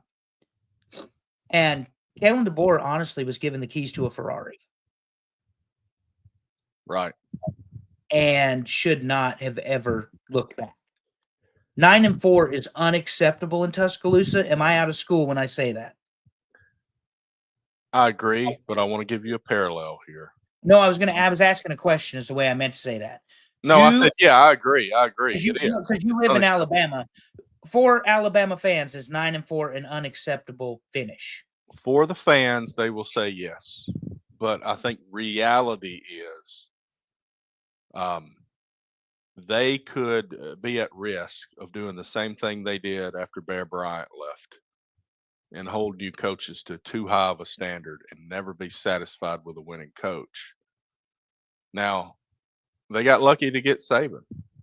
Obviously, there was some luck involved, but they are Alabama, so they were able to do that. Other teams weren't even going to get lucky to get him. So lightning struck twice in Tuscaloosa. The problem is you cannot expect it to strike a third time. Right. My thought process is Kalen DeBoer is so different than Nick Saban. Yeah. That had a much greater impact than what we ever thought. Staying with the SEC, Missouri does not make the playoff.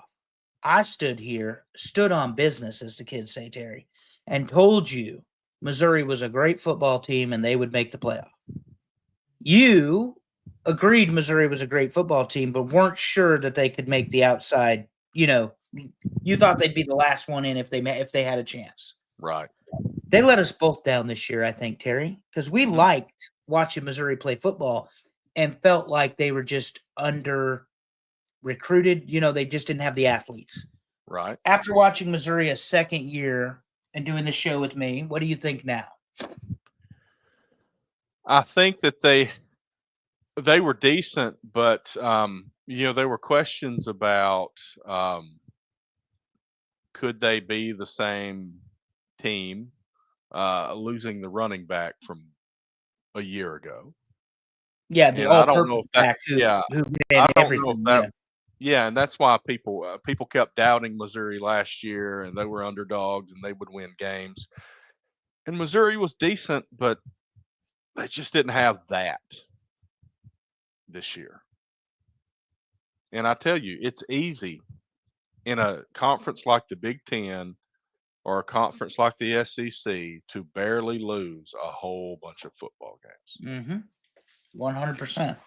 And I think 100%. a little bit of difference, and then you're going to lose 2 or 3 more games. And I think Yep. that's what happened with Missouri. Defending national champion Michigan. We agreed that the new coach is not Jim Harbaugh. He proved he's not Jim Harbaugh. Right. But beat both Alabama and Ohio State to conclude the season. Sherrod Moore, right? I think that's his name. Right. Yeah. He's got a lot of recruits coming in, but he's lost some guys. Thoughts on that? To me, Michigan was grittier than I expected them to be. I think they did not have the talent to be a top-notch team, although they beat some very good teams. Their style of play won them some football games. Gotcha. I agree with that. Physicality, grind them out, score when you can, be opportunistic. Picking up the pace a little bit, Arizona State, you and I completely overlooked them. Didn't think they had a That's prayer. with everybody. It wasn't just us. This is a team that went 3-9 last year, I believe it was. Yeah. And they made the playoff with a Big 10 or Big 12 championship. So we were wrong. Right. They got better as the year went. They had Scatterboo, but they didn't just have Scatterboo. Their quarterback was pretty fantastic and came through a lot too. Yeah, and I think the university's invested in that very young coach because he's 33, 34 years old. Oh, and yeah. they've already allowed him to sign the offensive and defensive coordinators are signed a 3-year Right. deals. So very impressive. Oklahoma State and the man did not win a conference game, Terry. I think he cut off his mullet and it affected his football team. So you got a Samson issue down there in Stillwater. That is what's going on in Stillwater. He needs to grow that bitch back. Go buy some beat up truck and drive that thing to practice every day, and they'll be back. And maybe have a few beers on the way home. On the way, he's because pulling into the it's not a property. big deal because he does that, right? Yeah. He doesn't drink and drive. And he might need to fix the air conditioning during a press conference. We love Mike Gundy, though, seriously. But that team completely underperformed. And you talk about missing the mark. It wasn't just us. Everybody had Oklahoma State at the top of the Big 12, and they finished dead last. They basically traded with Arizona State. Correct. Utah, 7-year quarterback Cam Rising has not determined whether he'd go back or not. I'm very high on Utah because of Kyle Whittingham, the program. 2 years of disappointment for you there. I mean, but it's been bad, yeah. I'm not picking Utah next year. Yeah. That's the one bad thing is it's injury after injury after injury. So, anyway. Biggest disappointment of the year, possibly, Florida State. All the fanfare. Came in ranked number 10 in the country. Lose the first game out to Georgia Tech. And they finished 2-10 after an undefeated regular season, an ACC championship, and a snub in the bowl game. Mm-hmm. And then they got their asses whipped by Georgia 63-3. So the question is, they obviously have talent. I mean, there's no way that they don't have talent on that roster. What is the missing piece? Is it leadership from the coaching staff? Is it leadership from inside the roster? Probably a lack of a lot of that stuff. Mm-hmm. Just weren't working as a team to do the right things to win football games. Yeah, it was ugly. That's why I mean, I don't have like you, Terry, because it doesn't sound like you have one either. I can't tell you why they lost so many games. I mean, it's like somebody had mentioned something about the Golden State Warriors earlier, and it's kind of like that. They had this all-star roster, but you got to be a team, and they didn't seem like a team. Right. Agreed.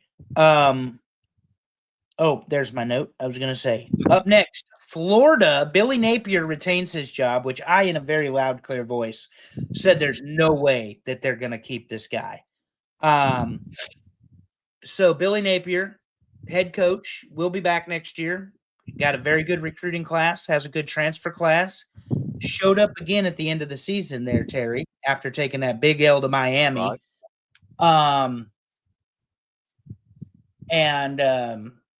We got to talk about him too in just a second.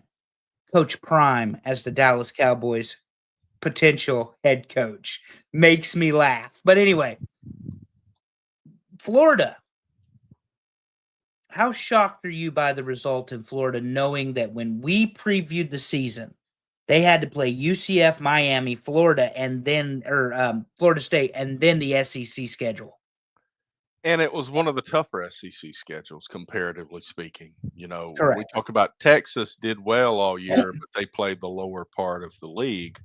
Florida did not. Florida played a tough schedule all the way through, probably the toughest schedule in the country. And they found a way to win some games we didn't think they had a chance in. And looking forward, you got DJ Lagway down there about to be the quarterback, and it's looking good for Florida, and they're going to be ranked pretty high heading into next year. Yeah. Indiana. That's a tough one because their style of play won them some football games. They're very consistent, but when they played the big games, they were overmatched against the cream of the crop. Well, and he had all those transfers from James Madison, and it showed that they were from James Madison.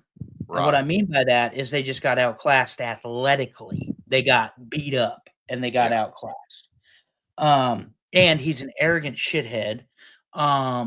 Yeah, Nick Saban said, "I didn't teach you that." Yeah, that was hilarious. I mean, but he's a jerk off. So if that's how he wants to be, that's how he wants to be. You can tell Signetti's got a big chip on his shoulder. Last one, because they're always in the hunt, the Georgia Bulldogs. That's a tough one because Carson Beck won a lot of football games at Georgia. And then I guess he was injured and did not play extremely well this year. They had a good defense, but they just weren't that top level team that the SEC needed them to be to compete. And, they beat Texas twice, which shows that they're capable. But that really, to me, was a litmus test for SEC versus everybody else was Georgia. Carson Beck was injured for the playoffs, so they had the backup in, but I don't think Carson Beck toward the end of the year, and it may have been injury or whatever, but if he had not been injured and out, I still don't think Georgia's going to win that football game just because he wasn't at his best this year at all. No, multiple games with 3 interceptions isn't going to get the job done. And even so, he declared for the draft. Carson Beck did. Then he undeclared for the draft. Had a do not contact tag.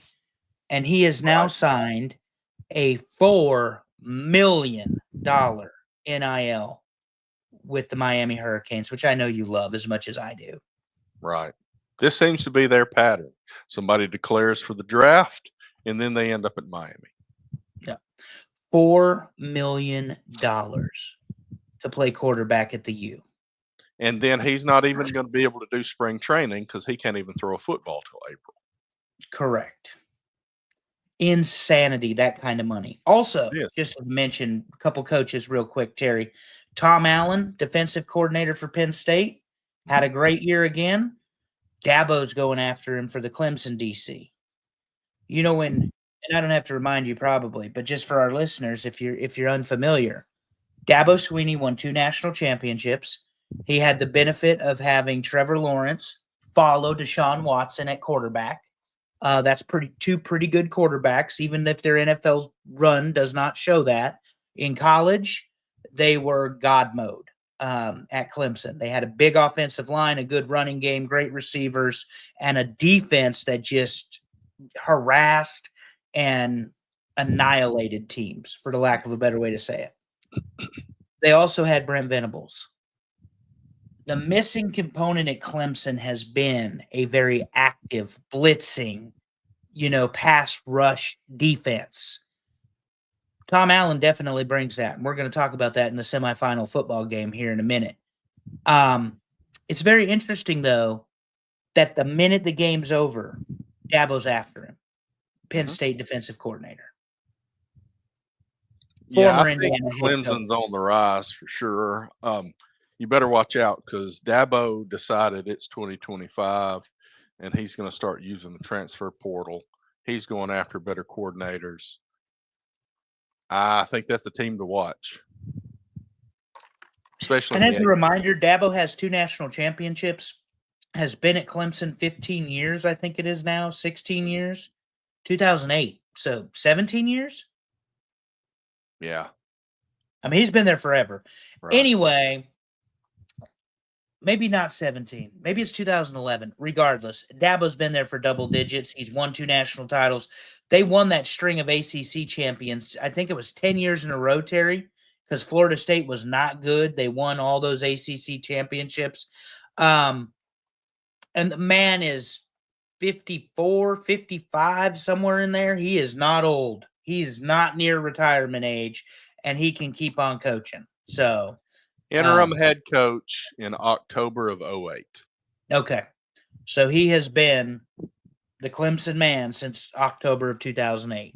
Right. I remember because Nebraska played him in the Gator Bowl, and they beat him, but Nebraska beat at Clemson. But that Clemson team was fast. Right. That's always been one of their signatures is they're fast. The thing is with Clemson and Dabo, Dabo did not start dominating immediately. It took a few years, and there's he had Taj Boyd, and Taj Boyd got punched in the mouth by that Florida State team, and they never looked back, and they showed some patience with him, and obviously he won a couple of national championships. Yep, and he did it with a coordinator though, and I think that he has missed Venables, who's obviously the Oklahoma head coach. I think he's missed Venables, and I think he wants that style. And there is a reason, Terry, that he wants Tom Allen.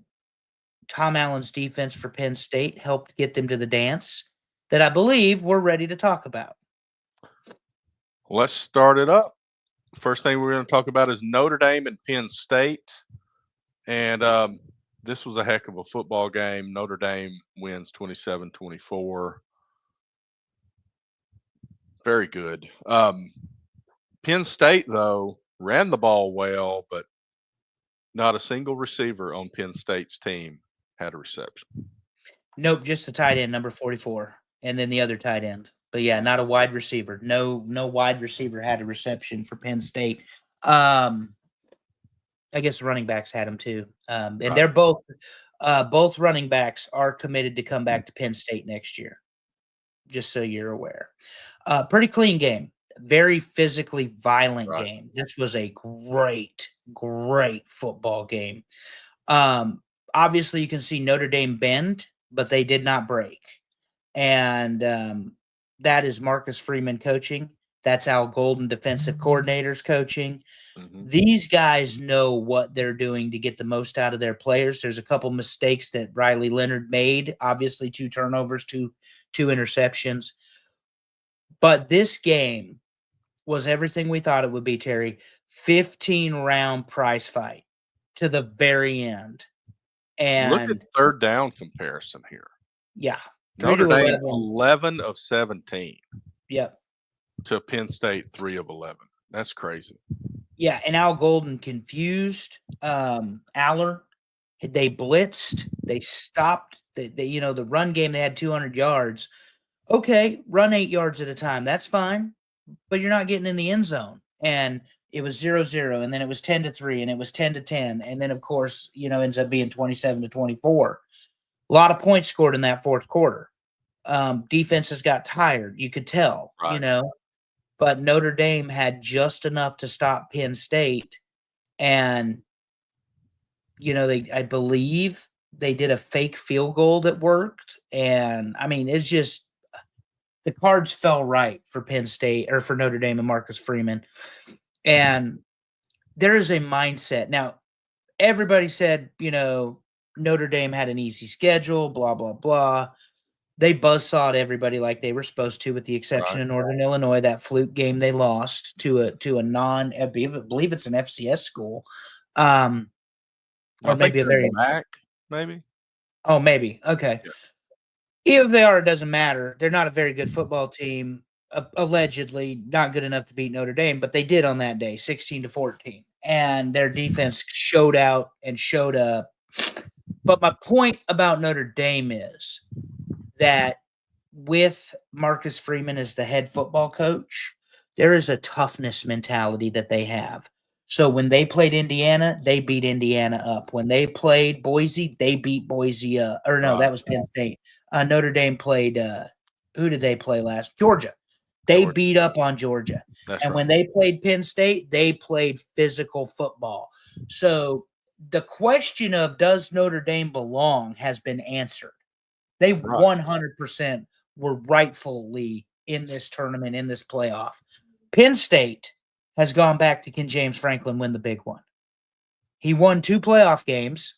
He beat SMU, and he beat Boise State, but they did not beat Notre Dame. When you are evenly matched up, pound for pound, talent for talent, pretty even football game, Terry, once again, Penn State can't win the big one. Yeah, and their record, I mean, James Franklin's record at Penn State against top 5 teams. I know top 5 is a tough thing to ask, but he's going to play a lot of top 5 teams while he's at Penn State. Is not very good at all. I'm not sure of the details. It's like 1-16. Yeah, something like that. And then 3-19 or something over top 15. Something weird. Yeah. But anyway, I think that Penn State's going to do some more retooling. I don't think James Franklin is in any jeopardy, but both of us have been at schools. We're both alumni of schools that fired winning coaches. Mine did it twice. They fired Frank Solich at 57-19, and they fired Bo Pelini at 67-27. Right. Or no, Solich was 58-19. That's even worse. So there's a lot of football that you win to be fired, Terry, and to be fired for Solich a 10-3 season with a bowl win, and for Pelini a 10-3 season with a bowl win. So Gus got fired after the weird COVID year, and he got 6 conference wins that year. Yeah, when it was only conference and SEC. It was only conference, and he had a winning record. Yeah. So point being that I don't know that James Franklin is going to lose, but that's what I told my buddy Will today. I said, look, Bo Pelini won every game he was supposed to win. Again, and he went 67-27. It's a 730 win-loss record or 710 win-loss record. They fired him on a winning season. It does happen. I don't know that it'll happen to James Franklin. I don't think so, not right now, but it is he does need to do something because you got to figure that out. Yep. And Nebraska is the 11th game of the season next year for Penn State. So that Dana Holgerson offense will be flying by game 11. Some of those teams are teams you want to draw in game 1, Terry. You don't want to draw in game 11. So Penn State apparently is one of Cyrus's favorite teams. Oh, because of the Lion? I don't know. He was playing some football video game. He would be different teams or whatever. Apparently he developed a liking of Penn State. Well, there you go. Let's talk about the other game, and that was Ohio State, Texas. And the score says 28-14, but Texas was in the red zone looking to tie it up at 21. And there was a turnover, and it became 28-14. So this game was a lot closer. It didn't feel like Texas was going to do it, honestly, the whole time. It felt like Ohio State had it, even though it was very close and it was almost tied. It felt like Ohio State was in control. Jack Sawyer strip sack ball game. Yeah. Captain Jack, as they call him there in Buckeye Nation. And what was it, 85 or 88 yards or something? He ran it back for a damn touchdown. I mean, they were, the 10-yard line or something? Yeah, he was out of gas. But Texas, here's my problem with Texas. And I don't criticize Sark because I love Steve Sarkisian. You have Arch Manning on your team. It is 1st and goal from inside the 3. You have 4 downs to get the touchdown. Yeah. You go into shotgun and eat a 5 or 6 yard sack. And all of a sudden, you're backed up. And then you do another passing play and then you get blindsided by this blitzing defense of the Buckeyes, and they never took the foot off the gas. The defense of Ohio State never slowed down. And the game was a little sloppy, but it was fairly even across the board. Neither team was really running the ball well. I mean, 370 total yards to 341. This was definitely a defensive game. 28-14 is a lot of points for what this game was. Yeah. Well, and it was, you talk about physical. This was a physical, hard hitting, very, very dialed in football game. And, Ohio State scored pretty quick. They were up 14-0, and it looked like, oh, hell, here comes the avalanche. Right. But Texas, to their credit, fought back and was able to even it up in the third. But that fourth quarter, I mean, they put the dagger in them there at Ohio State, and it was the defense that got the job done. It wasn't the offense. It wasn't Will Howard. It wasn't number 4.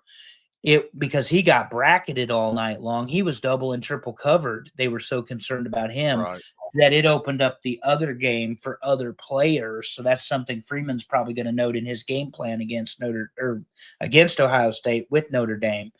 But I think this was a fantastic football game. I think it was 2 fantastic football games. Absolutely. Everybody on this show knows I'm not an Ohio State fan. Right. I'm not a Notre Dame fan. But I love football, and these were good football games. And Ohio State is a different team than they were during the regular season. People keep complaining about Ohio State. Like, Oregon had to play Ohio State. And it's like, well, you know what? That's because Ohio State was ranked lower because they had not played like this up until it was playoff time. But they showed up. Yeah, and they avalanched Tennessee, avalanched Oregon. That defense kept coming against Texas. Do they have one more in them? That's the question that we're going to preview. All right, so here's the situation. We saw Notre Dame beat Penn State in the Orange Bowl. Ohio State beat Texas in the Cotton Bowl. And we got one game left, the national championship. Uh-oh, Terry froze. This is not good because he has the slides. We're going to have to cut that out.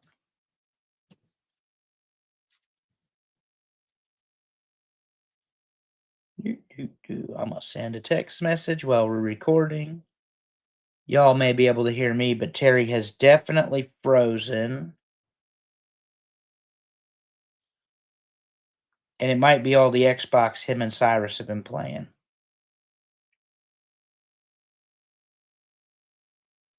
So we're going to wait a minute because we're going to preview this football game, and we're going to have our own thoughts and opinions and insight on it. Oh, look, I'm by myself. This is the sight nobody wants to see, is me by myself with the show going on and me filibustering.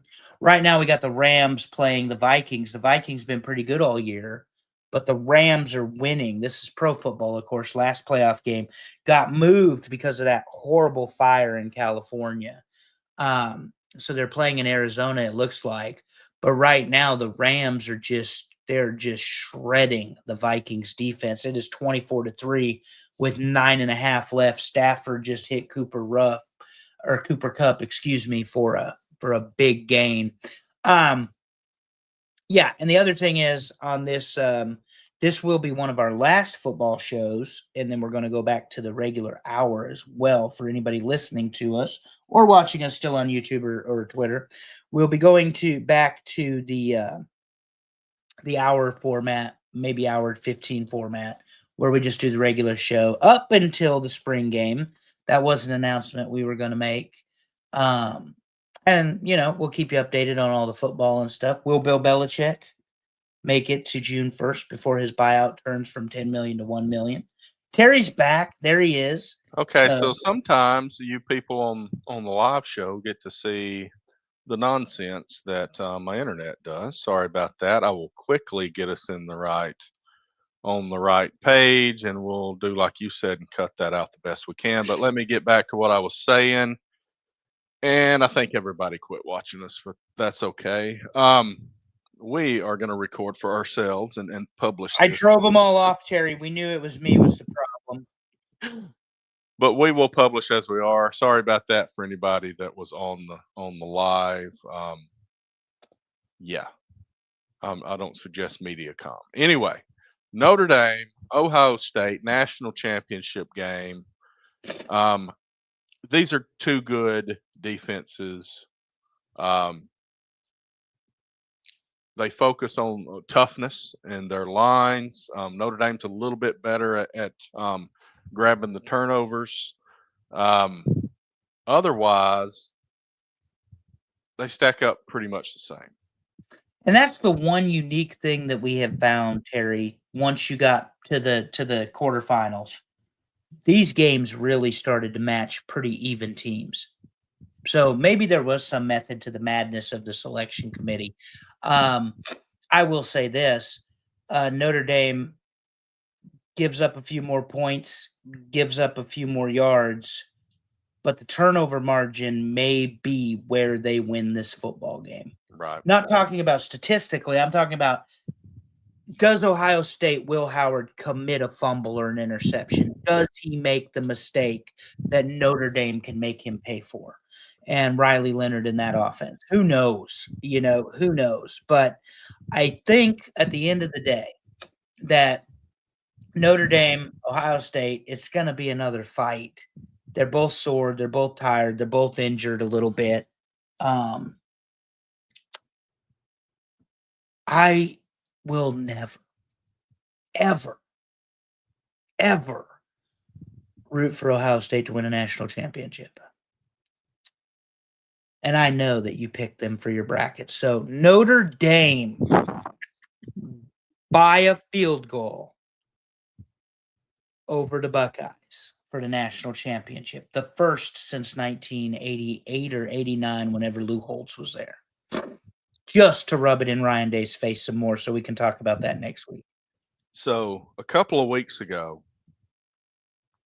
after Ohio State whipped Tennessee, and then after Ohio State whipped Oregon in the rematch, I thought nobody's going to come close to Ohio State.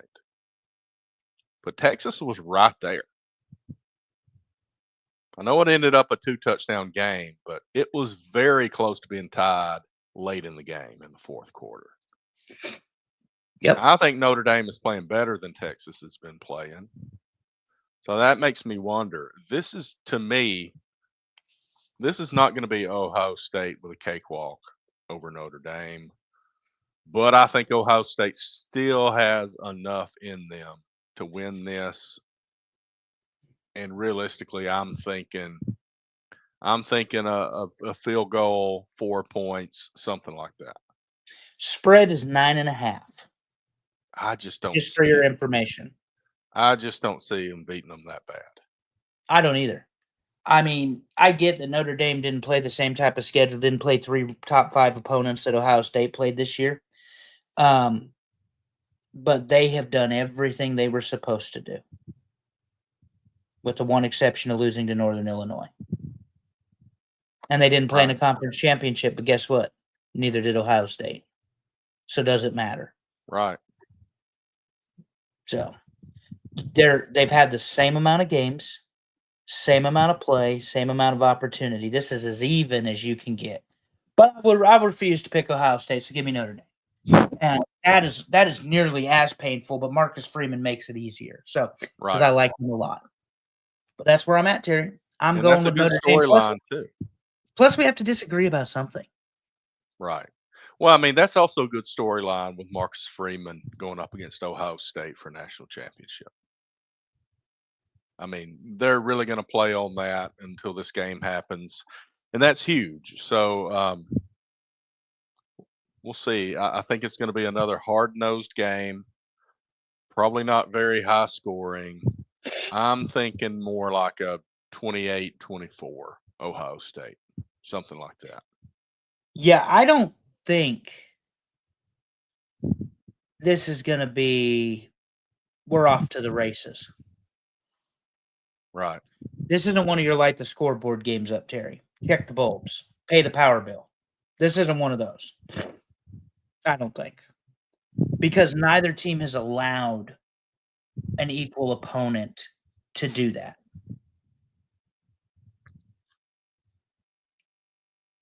So, like I said, I'm going with Notre Dame. All right. So it comes down to this one game. And the bracket challenge, guess what? Comes down to this one game. There's somebody named Wilson. I don't know who this is. I hope you're a listener and not just somebody that saw a bracket to get in on ESPN. If Ohio State wins, I win the bracket challenge. If Notre Dame wins, Wilson wins the bracket challenge. Go Wilson, because I picked Notre Dame too. There's one bracket just because I was screwing around having fun. I picked all the underdogs, and I did not get very many points, Terry. I picked Boise to win the national championship. Little fantasy booking. That did not happen. I'm sure. It's been a fun season, and we got, I don't know, are we going to do one show to end it next week, or are we going to do an extra show at the end? What do you think? I was telling your audience while you were talking that this is probably one of our last football shows until the spring, if not a little later. We'll go back to the hour to hour 15, hour 20 format on the other show, as we call it, our other top 10. Still need ideas for ranking and all that, so please DM us, text us. Don't email Terry. If you watch our show or listen, you get the joke. Don't email Terry. But in all seriousness, we appreciate all of the fans, Terry, and all of the listeners. I call them fans, but that's because we're football people. But listeners, people that participate in this show, it's been a great season. And believe it or not, buddy, after next week, this season 2, this is 2 years of football talk together and how much all of that has changed. But honestly, I think we can probably do one show next week. And just wrap up football? Well, yeah, because it's a national championship. Yeah, I think it's review of the national championship and final thoughts, and maybe a way too early top 10. Yeah, but I mean that we could put in with our other show, or we could do both, like we have been. It doesn't matter to me. Whatever formatting you think works best. And he's frozen again. So we're going to have that conversation offline. If anyone is still watching, please give us ideas. We really appreciate them. But that is going to wrap us up. And for this week anyway, the coverage. So Terry's computer is not cooperating with him. Mine is cooperating with me, which is ironic. Again, if you've listened to the show long, you know what a shit show I had with my internet, with AT&T. It was a whole thing. We were on DSL. Now we're back on cable. I mean, it was a thing. Like, all these different things that have changed in the last 2 years. This has been kind of fun, but what has not changed is technical difficulties still suck. And this beard is magnificent. So those two things, undisputed facts. Yeah, and that's the Nebraska schedule for those of you playing along at home. We're ready. But yeah, I think we may just do one show next week. Maybe we do an extended show. Maybe we do 2 shows. Who knows? It'll be fun. It'll be exciting. Terry's probably coming back on here in a minute, and he'll tell me what we're going to do because I follow his lead, to be perfectly honest with y'all. And that's just because Terry is organized and he plans well and he has a vision and it all works. And this is stuff that you guys don't always see or hear us talk about, but I joke and say I come on and make an ass of myself and have a good time and all that sort of stuff. And while I do research and notes and that other stuff, Terry really has the vision for this show. And that's why he's so important to us. And that's why I'm going to wait for him to come back and make sure he doesn't have anything else to say to you all. We certainly do appreciate the participation, and we certainly appreciate all of the fun we've had, sans the technical difficulties. I was reminding our audience, Terry, that I used to have the slowest computer in the world, so that you managed to go through that. So every once in a while, when you're a good teammate, I was also telling them that this is your vision, your idea. You really put these things together. I do notes and research, and I come on and make an ass of myself, but this is your baby. So what I was suggesting before you went off was we may only do one show. I don't know if we have enough to do 2 shows, but that I don't know that we have to make that decision right now because we're not recording until after. We don't make decisions until it's. I mean, when we come up with these polls, it is very last minute. And ladies and gentlemen, I can assure you, we are not doing a show next week because we will be watching the national championship game. That's true. It definitely will not be on Monday. It will not be Monday. That's what I meant when I said we're not doing a show next week. It will not be a week from today. That we know. That being said, because we're going to talk about the game. That's right. And that being said, thanks for waiting on me. Thanks anybody that hung in there. I don't know that anybody's here watching us anymore after that. But to end this show and to move along to what's coming in this week, let me go ahead and wrap it up and tell you be a champ this week in everything that you do. See you next time, everybody.